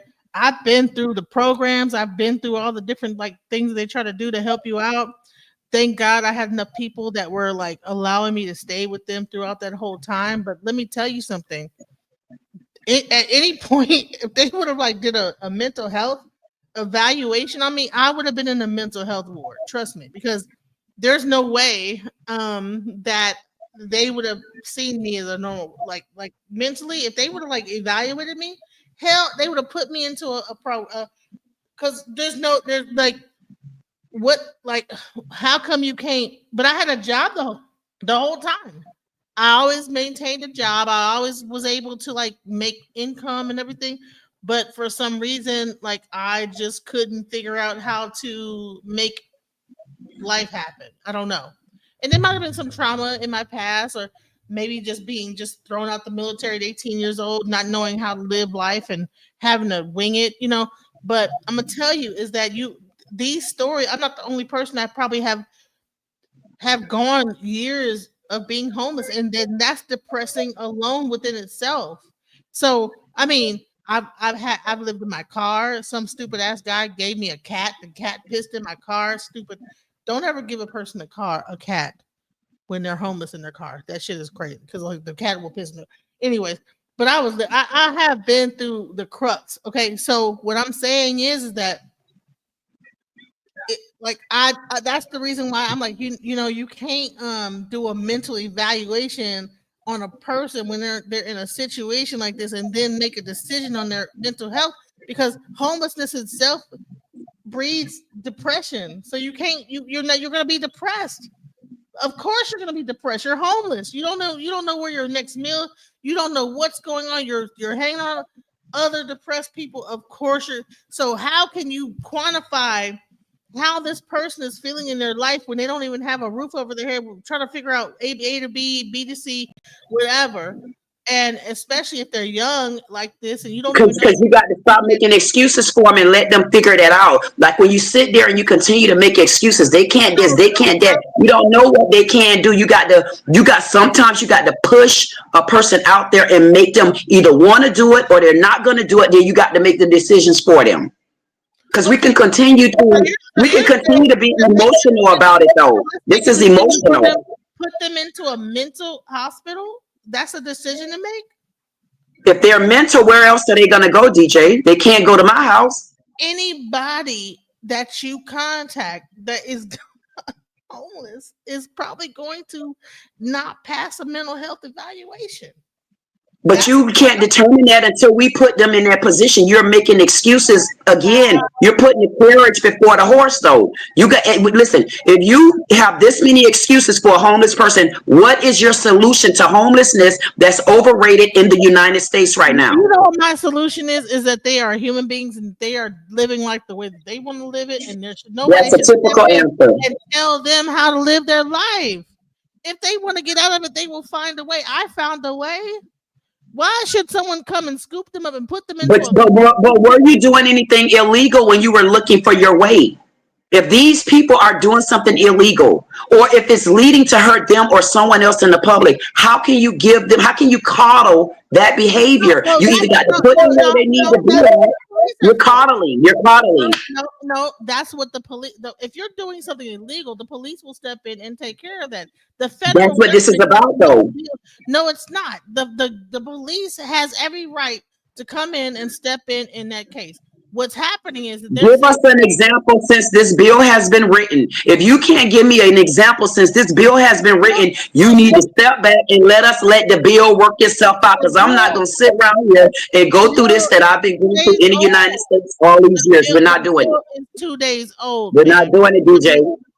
The bill was enacted on 2 days ago. You can't tell me that. Correct. So why don't we let the bill work itself out? You don't have an example of a homeless person being put in jail because they're homeless and they want to be in the streets. If we don't have that example, what are we doing here?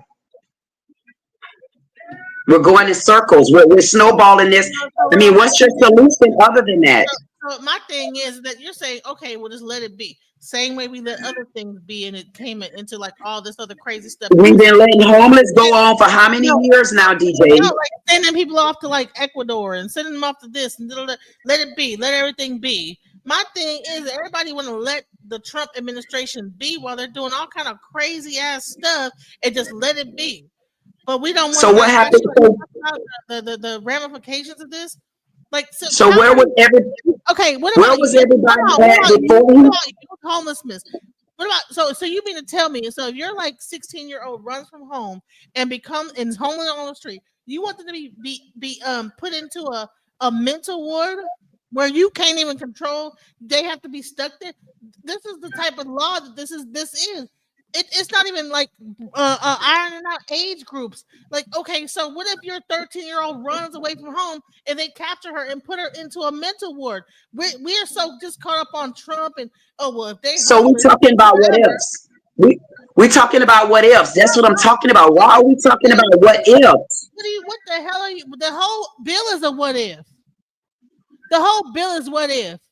The whole bill is not ironing out no real ironclad thing. It's a vague bill that says y'all better do something about this to the state.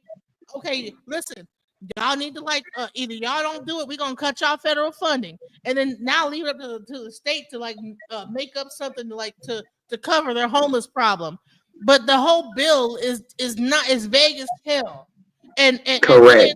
and there's nothing in there for youth, 13-year-olds. What happens to the money if I'm on Social Security and y'all put me into a facility? What happens to my money? What happens then?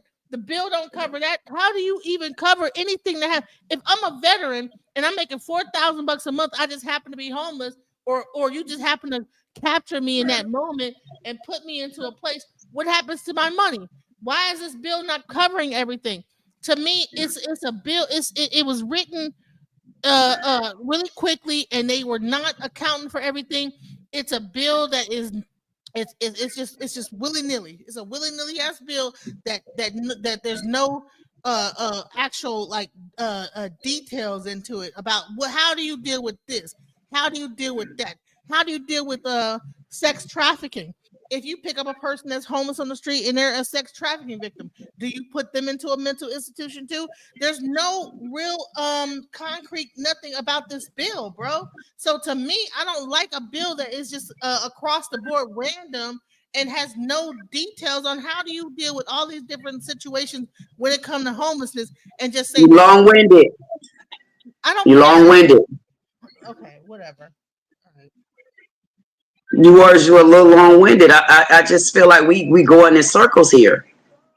We really are going in circles. I don't understand it. It's like, if you don't like the bill, what happened before this bill went in place 2 days ago? What was the solution in your mind? Just continue homelessness?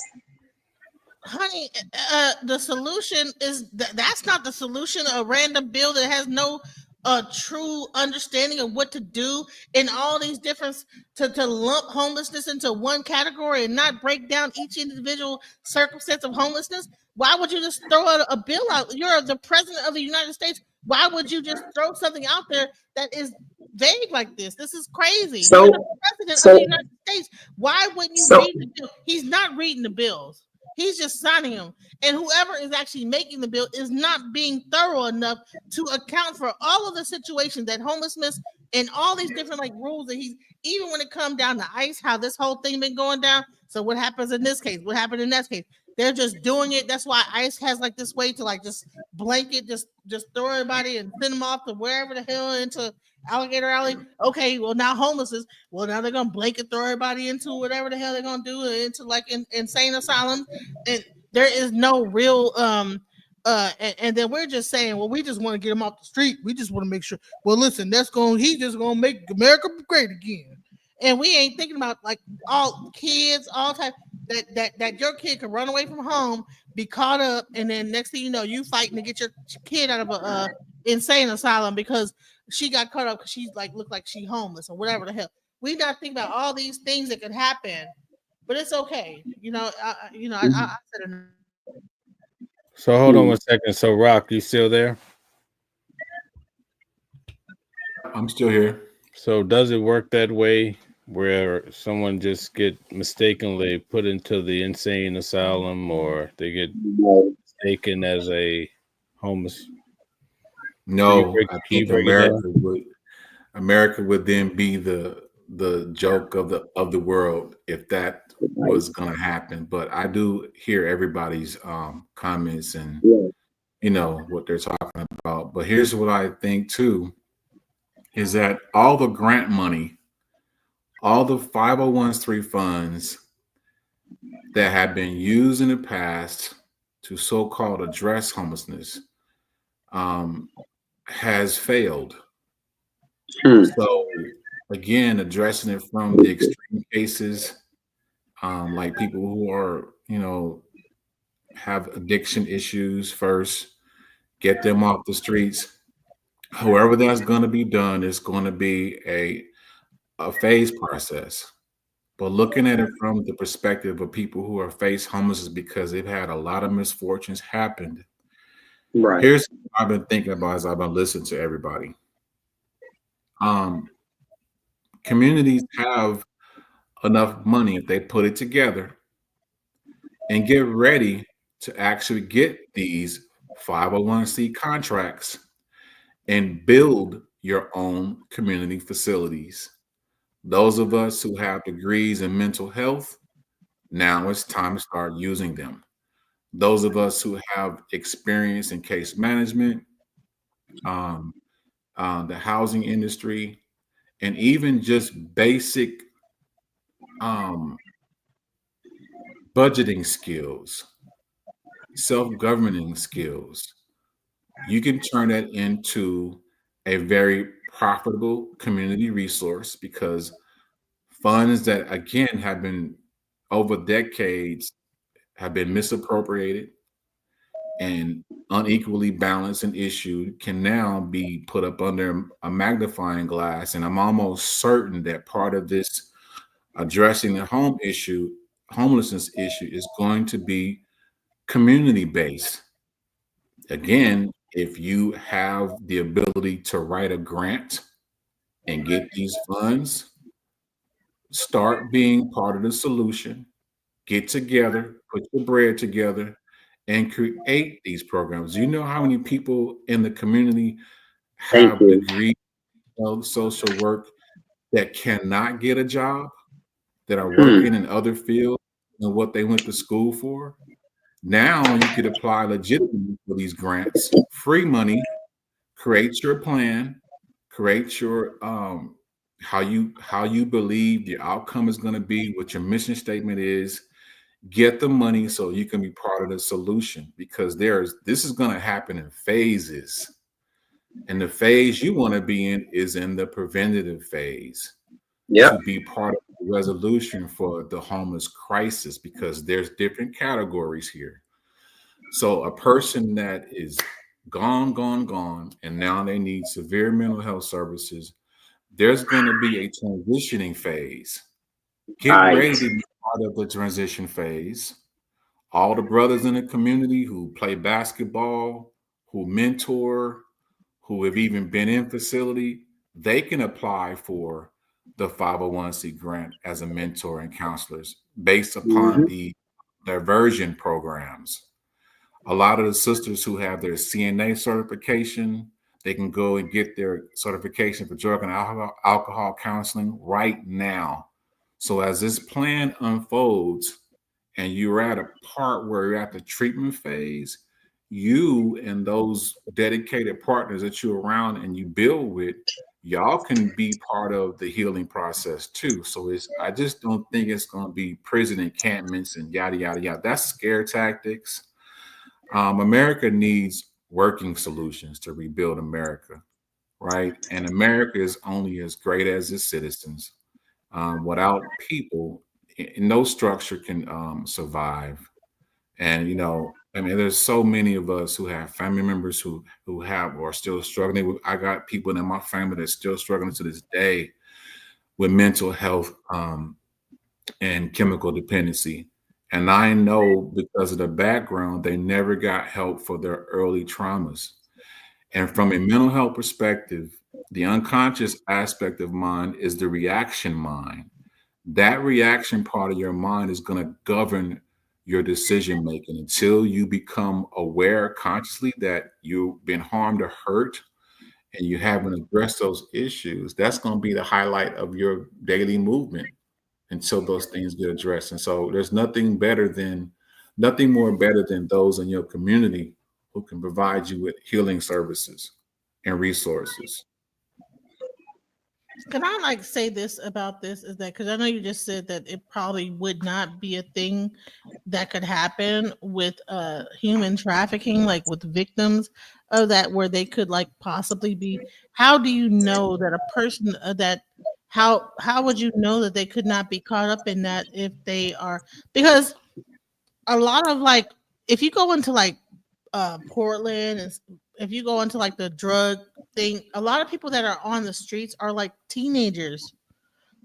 You understand what I'm saying? There a lot of your heroin addicts and especially Seattle and stuff. They're kids. They're not all adults. So I'm talking about teenage kids that are and then you have the whole sex trafficking situation.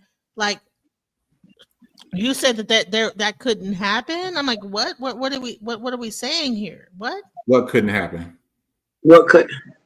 That this whole whatever was going on here with this bill would not affect those people. Like that they could not round them up and take them off That's and what he put said. them into a mental facility. So just want you to look at this from a strategic perspective. Like I mentioned earlier in our conversation about you start from the bottom. That means that every intense case, every case that is life-threatening or an extreme safety risk, I believe is going to be the starting point. Because if you've ever walked through Skid Row itself, you will realize that's a whole nother world in its own self.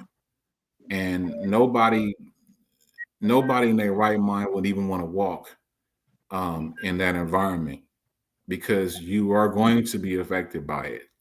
And then number two, I used to work at a residential facility. I did residential treatment from 2002 until 2017.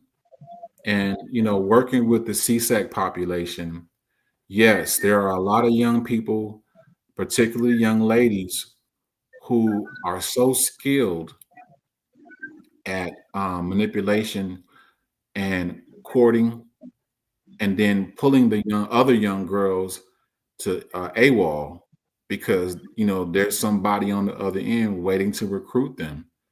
It's very, very sad. But let me just talk really quick about the business aspect of residential group homes. For every kid that I did intakes for, I would sit down with the social worker, and the social worker had to do their work.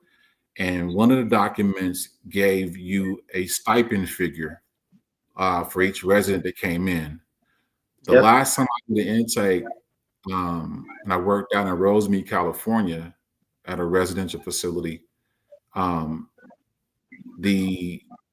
Each month, the state would pay $15,000 a month for each resident. And this was all covered up under the 501c grants and federal grants to house each person. So it's a money thing as well, but those funds had come with a very fine mission statement and what was going to be provided. For example, they ate 3 to 4 times a day, breakfast, lunch, snack, dinner, and then dessert or whatever. Each kid got a monthly stipend. They got clothing allowance. They had outing money. So this was a grant that had to be carefully written by each residential group home and approved by the state so they can continue getting funds. So let me just throw this back on this new bill that's about to pop. There has to be a realistic outline in layman's terms for those who will be voting state to state of how they want it to be kind of broken down in their own states and counties. So this is going to be something that needs to be informed. And so for each state that's going to allow this to happen, this is not going to be a one-sided thing. I know personally because the work that I do, it's all about contracts and agreements. New laws that get set in place affect the clients I work with because they signed a contract to be in a community rather than spending their whole time. And you can do your 30 for 30 and not get out. When you get out, you don't have no supervision. That's a choice that they make. Most of them want to be in the community, so they'll spend the rest of the portion of their sentence in the community.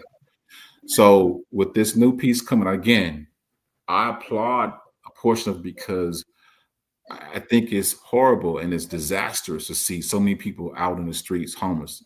And then to address who needs immediate services versus those who can get put on a list to get services, it's a trickle-down effect. If you address people who just made bad choices in life in terms of finances, who may have some generalized anxiety or depression, they're the easy population to work with. All you got to do is hook them up with the right resources get them short-term housing, and put them on a permanent housing plan with restrictions and action plan. But you have to ask yourself, how would you deal with the population that is not only a danger to themselves, but they're a danger to the community? They may have some unaddressed severe emotional, psychological, and mental health issues. What is your plan on how you would address that situation? Because at first you do have to divide that population from those who may be headed that direction, and decide which part of that community you think needs to be addressed first. And then lastly, putting people in a prison as opposed to being honest about this movement and saying, hey, for every community facility that is not occupied, we're going to put those people in there with licensed therapists, clinicians, psychiatrists who prescribe, who assess for the need for psychotropic medication. That's what I believe will be used. To put somebody in prison is criminalizing them. That's a whole different storyline. I don't know why these people are putting this information out there unless they can prove and document. They don't have an actual, listen, there's no room in the hospitals. Trust me. Okay. I know that because I used to have a group home. Trust me, there's no room. Okay. They barely can fit the people that get pulled over by police, get taken in by the police every day. Now, if you go ahead and round up a bunch of homeless people and try to bring them to the hospital, to the mental ward, they're not going to have enough beds to facilitate that. So where are they going to put them at? So they're going to have to either have a place to put them at, or create a place, or put them in mental jail, or like a jail. And here's another thing. Now, I did want to get back to one really quick thing before I let you go with what you're saying. I did want to show you this, okay?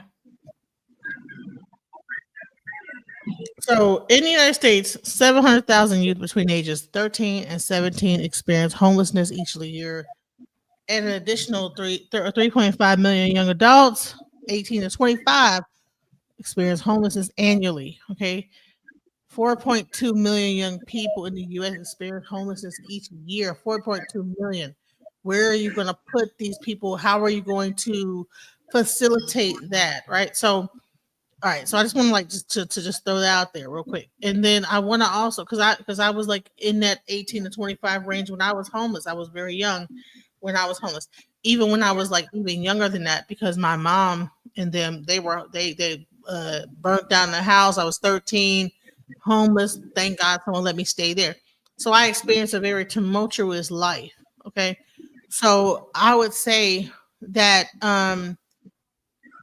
when it really comes down to it, when we talk about homelessness, the main thing I want to get away from is only focusing on the fact that homelessness is a level of drug addict, vagrancy, and that's what this law is only covering. Because anybody could be at that site when they pull people out of it. You know what I'm saying? If they go to a encampment and people are there, there's no way to know if that person is a vagrant, mentally ill, or whatever. They will round them up and sort them out later. And that's what's been happening with the whole ICE raids. That's why when you're saying, well, I don't know why they're saying that they're going to be putting them into well, where else are they going to put them if they decide to do this? Now, one thing I did appreciate is that, okay, yes, we do need to create ways in our own states, and I'm thankful for Queen for saying this. What are you going to do? What should we do? Right? Let's create an action plan. If each one of us writes to our senators about this and says, listen, we need to find a real concrete plan on how we're going to handle what this executive bill is, and I encourage us to figure out a way to write and do this to make sure it does not turn into what it could be, which could be clusterfuck. Maybe that could help to kind of stave off where it can get into this pace level, kind of looking like it's uh what's that thing on show with people with the red outfits on? Damn, I forgot what the show is on Hulu. What's that girl name? I can't remember. It was the one with the people all had the red outfits on, and and then they came in and took everybody to make sure it's not like that. You know what I'm saying? To where we're up here looking like that. You know what I'm saying? So that's a handmaid tale. So as long as we ain't trying to like make this look like the handmaiden tale, there's a way to go about this. And I think that sometimes when we see homeless people in our minds, we have an image of what a homeless people is, but no, homeless people are not just only grown adults doing smoking crack or doing meth or whatever. Homeless people could be a mother with their children. Homeless people could be a person that got like sex trafficked. Homeless people could be a lot of different things, right? And they could be all in the same location because that's where a lot of that stuff goes. They all kind of like end up being in the same area. And how do we sift through who is the person that needs to be put into a institution and who needs to just get like a little bit of like what's it called, like counseling and like help to like get to a better place? And I don't see that in this bill, and that's the reason why I have a problem with it. So that's the main thing. I'll land my play. Okay, can you pull back up those numbers again real quick? Okay, so in the United States, an estimated 700,000 youth between the ages of 13 and 17 experience homelessness each year. An additional 3.5 million young adults 18 to 25 also experience homelessness annually. This means that a total of 4.2 million young people in the United States experience homelessness each year. This is just like a run-on sentence. Okay, start with the first number, 700,000. They didn't put the year that they did the census, or if this is a combined consensus over however many years. The way this works with DCFS, because this is where they're getting their information from, the Children's Division, Emergency Services for youth, juveniles and youth. The minute they clock this youth as a homeless child, that means that now an investigation is about to happen. As an investigator myself for the Children's Division years ago, within 3 days, we found this child. But that number doesn't change until a certain process happens. But that kid is now housed, whether they want to be in that housing or not, they are housed. And then they talk about the 3.5 young adults between 18 and 25. Here's the deal. They just shut down most, if not all, of the Job Corps facilities. Now, they're also being very strict now on which residential facilities are getting monies to be able to house kids in residential treatment facilities or long-term facilities, because again, DCFS is having a problem with holding on to these kids because they will AWOL. They will jump back into the streets, this, that, and the third. But the problem that we're having here with these numbers is they're not accurate. And these numbers are being placed for, like, how do you say? Thank you. You're pulling and prodding at people emotionally, or just it's engineered to social engineer you to a certain frame of thinking. This has nothing to do with this panel, but you got to look at every writing, every paragraph in these so-called bills as maybe a plot or a ploy for an agenda. So we really don't have an excuse. I think there's enough money in our local communities where we can invest dollars. And when you say, well, there's not enough placement, no, there's not enough mental health facilities. They don't have enough money to house folks beyond a certain amount of time, let alone if you say, hey, I have a 3-day plan for this person, a 72-hour hold. Now I'm gonna hook them up with a case manager. Do you know for each person that agency pulls in, they get X amount of dollars to be able to provide those services. The waste comes in is when that person refuses to support beyond the first 72-hour hold. Now that money has to go back to the grantor at the end of the year when you do your internal audit. How much of the treatment plan that you pitched to me to give you this money actually got completed? So there's so many moving parts to this document and what you're talking about that a lot of people conveniently don't pay attention to. And that part of the missing part is a person who needs to stay committed to the treatment that's offered them. And it goes back to that initial part of the plan where people have to be treated beyond their choice to be treated. This is not people. And I agree with you, what you said about your concern about swooping up all people. Again, I go back to what I said earlier. America would be at its last straw, and we will be laughed at repeatedly by other countries if this was the case. So I believe it's going to be an action plan that's designed for each subgroup of people that are homeless. It just wouldn't make any rational sense to say, hey, we're going to police this homeless issue. And I think that people who present this stuff are doing everybody an injustice when they throw out this type of ridiculous picture, because you as a citizen have your own voice and you have your own mind, multiplied by millions of people who say, you know what? Yeah, we agree with this plan to deal with homelessness, but you're not going to deal with it and put everybody in some type of prison setting. That just wouldn't work. You have to have a service for each need. Each categorical need needs appropriate treatment, services, and resources. That's how you address the homeless issue, because like you said before, not everybody is sucking on a bottle or smoking this, that, and the third. People have real life experiences that they're trying to work through. And no matter how severe it is, you can get better. You can heal. It's a matter of you deciding within your mind, this is what I want to do. No one's going to make anybody do anything. But if you don't have a capacity to think for yourself, well, who's going to do the thinking for you? And now I've known people who I've been on the phone with close to me that says, you know what, it's over.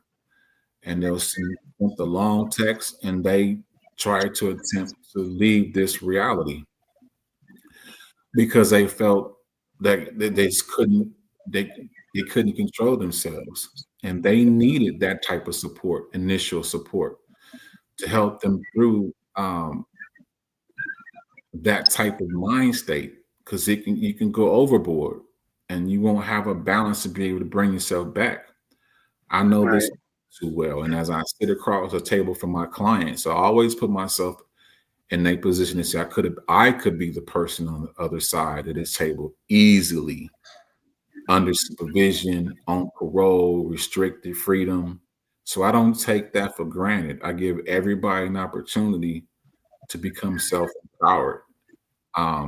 No machine is going to, solve the homeless. It's going to take people who have the experience, the understanding, and the willingness to see the vision for people to be housed and off the streets. Again, a country and a city and state that has houses, apartments, local community centers, there should be absolutely no homelessness, because a dollar bill is not a resource. It's just hold on. Let me just bring this up right here. And I shouts out to Gold Digger for this, because I didn't even think about this thing that could cause homelessness, right? Natural disasters, right? Okay, there's all kind of like floods going on. People get displaced in their homes, fires that happen. Once again, these people are not mentally ill, right? So if they have no other choice but to put up a tent and whatever until they figure out, like, if the FEMA funds ain't came through yet, do they get scooped up with everybody else and put into a mental health facility? This is the type of stuff. Like I said, I get what you guys are saying, but this bill is way too big.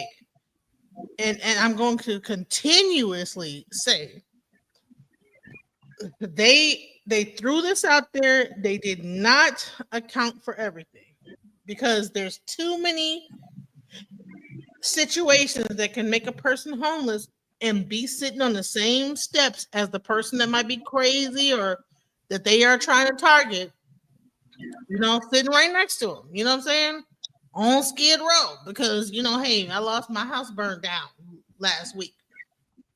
And now they're sitting right down. How what is the so I'm not trying to continue the whole fear mongering aspect of this whole thing. It's just a matter of when we have these rule laws and these executive orders that come into play, we need to begin to not just accept them like, oh well, he's just talking about this and that's all it is. No, hold on, because if you're saying homelessness and you're putting that into a category, because that's what he did, okay? Right? What he did was say homeless individuals. Now, a homeless individual could be a person that lost their home due to a fire, lost their home due to this, lost their home due to so many different circumstances. And then you say, okay, no, this is not about those people. This is about these people. But how can you discern who one homeless individual is that might have lost their house and might seem like they look like a certain? What is the determining? How do you determine that person? How do you say? So you have to round them all up and then sort it out. And I don't like that whole thing that could go down with this way of thinking. And I get it. This bill is for homeless people that have mental illness. They need to change the wording on this because when you say shifting homeless individuals into long-term institutional settings for humane treatment through the appropriate use of civil commitment, meanwhile, that is not detailed enough to show that you are talking about homeless individuals with mental illness or homeless individuals with drug addiction. Homeless individuals could be anybody that's homeless for whatever reason that they're homeless for. So I don't agree with the White House, the president coming out with an executive order that is vague and does not have a detailed understanding of who you're talking about because a homeless individual, and then we have to we're over here arguing because they were vague. The reason why we're going back and forth because they were vague in what they put out here. If they would have been clear, we would have had no argument, but it's not clear. Homeless individuals is not a clear description of anybody. That could be anybody. Hell, if I left my house and started living on somebody's couch, I could be considered a homeless individual. Whatever. I don't even know. But I'm just saying. I think Rock broke it down a little bit more than that. So listen, this is where I have to check out, guys. I want to thank everybody for before you leave, because we're gonna just wrap this up. I'm gonna give everybody their time to say some final words. I don't want you to leave on that kind of note this. I'm about to go. Let's start. Let's go from. I've said what I had to say. We're gonna start with Rock and then go to Queen and then go to you, Mel. All right, Rock. Okay. Go ahead. Real quick. You asked a question about how do you determine. I think the best way to determine a person's situation is to ask them. Right. The next thing would be, if we put everybody under the same umbrella, which I kind of heard that in the conversation, that would be an unrealistic resolution. No, Trump is not all of a sudden the problem solver, but in my mind, I haven't seen anybody else take a step to make an affirmative step to change or resolve homelessness because it's been swept up under the table for so many years and it's been allowed to be and to get to where it is right now. Right. No, there is no such thing as an umbrella resolution. And I don't think that's what's being presented. Again, if you've ever talked to somebody who is mentally unstable, who, let's put substance to the side, although I've worked with so many people, even young people, who have a mental health disorder that they're self-medicating. They may not call it that. They may not see it as that. But little kids don't self-medicate. Their level of dopamine is so aligned and so on point. But at a certain point in a person's life, because they may suffer so much counterproductive life experiences, your natural dopamine will decrease or suspend. Therefore, you're going to need an external stimulus to bring you to a level of, subordinate balance, for lack of better words. I think that this program or this action plan that's coming out is necessary. I think there are too many well-intended people in the United States that will not stand for any type of criminalization of homelessness. That's not an effective way to resolve it. It needs to be calculated. It needs to be community. It should have a level of community investment, intellectual intelligence to add to it. If you create a program, a law, a rule that's going to devastate the community, then it's going to be counterproductive, for real. But I do believe that it's probably a good idea to say, hey, let's figure out how this is going to go. Let's, check in at every checkpoint of the delivery and figure out if this is what we need. So I'll stop there and say thank you guys for allowing me on your channel. Hey, Rod, go into the private chat. Please put your information in the back because Mel wants to contact you for his show in the future. And I also want to bring you back on. You have been a great guest on the show. Thank you so much for your contribution. All right, let's go, Queen.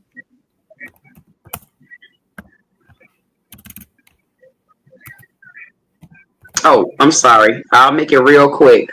I support the bill, and whenever there's some change in the air, it's always going to be a shakeup. It's always going to be a pull. It's always going to be a nub. I'm here to promote it. If they're going to help with a change, then I see change going forward. And for me, to me, I'm 50 years old. I definitely know what homeless mean in the different levels of being homeless. But at some point, we have to put our boots back down on the ground and try to create some sort of change. And during that change, if there's more changes that need to be made, we'll have to move forward. Because if we stay where we're at right now, it's not going to matter what president hit the United States or anywhere else. We're going to sink, and we're going to sink slowly and very, very fast. And I'm going to support whatever change that we can get right now, because we're in a bad deficit. And I don't see anyone else that tried to even go to this capacity to make any type of changes, to even show me as an American that there is still a chance in the United States. As hard as I've worked to build this country up, because I had to build me up to be here. So I'm willing to make all the words. Sorry, my bad. Keep going. I'm done. Just was willing to make a change. I'm done. I'm sorry. Keep going. I'm sorry. I'm good. I'm good. We'll talk about it tomorrow. I'm good. I'm sorry. I didn't mean to I didn't know that my thing was on my dog. It's okay. It's okay. I'm done. What you just said last. That was really simple. No, can you say that last part, because I want to hear what you said the last sentence. I'm here for the change. To simplify it, I'm here for the change. This is the best I've seen in a lot of years. And I can say when Trump first hit the market in the office, it wasn't looking good. But this second time around, now that I'm really paying attention and I'm woke, I can see that there is a light at the tunnel, eventually a rainbow, and then it's going to be a pot of gold. So I support the change.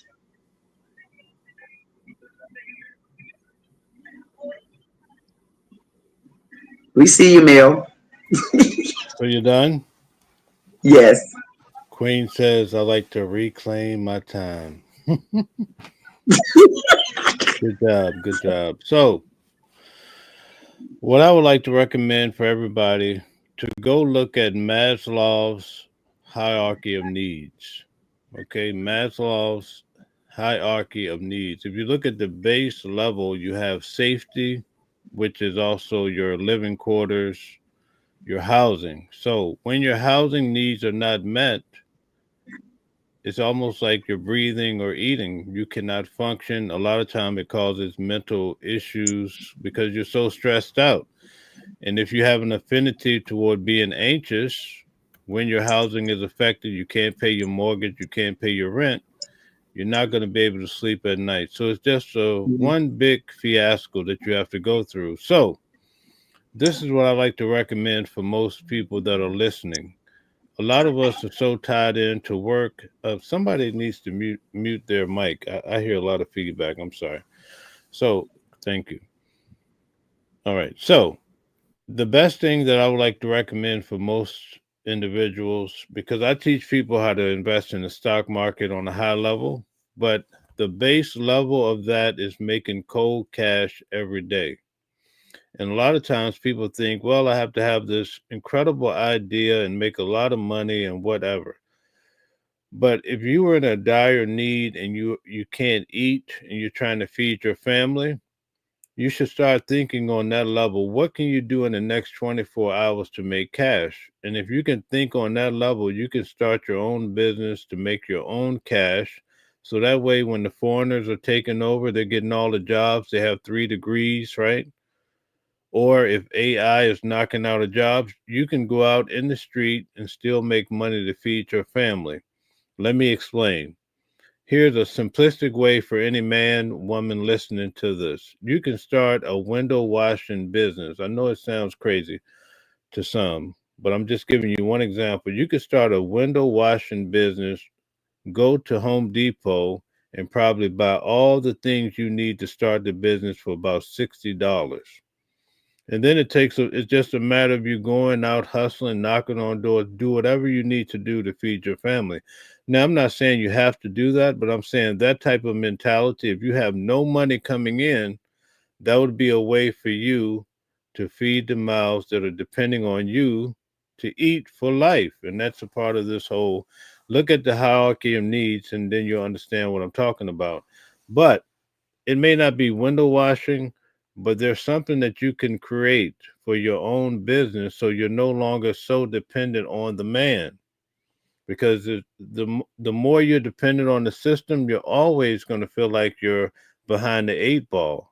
So I would recommend everyone to start their own business. Now, when it comes to the stock market, we could talk about that. That's great.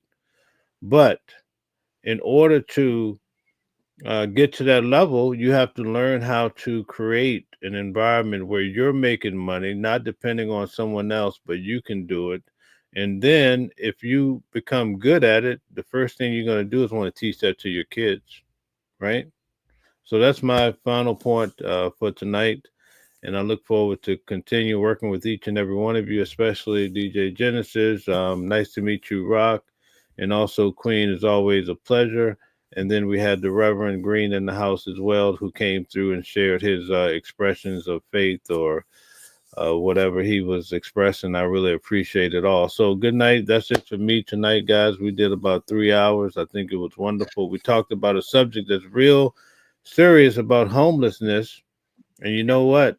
A lot of people that you know are probably just minutes away from being homeless. All it takes is one life upset, and you could be out there on the street.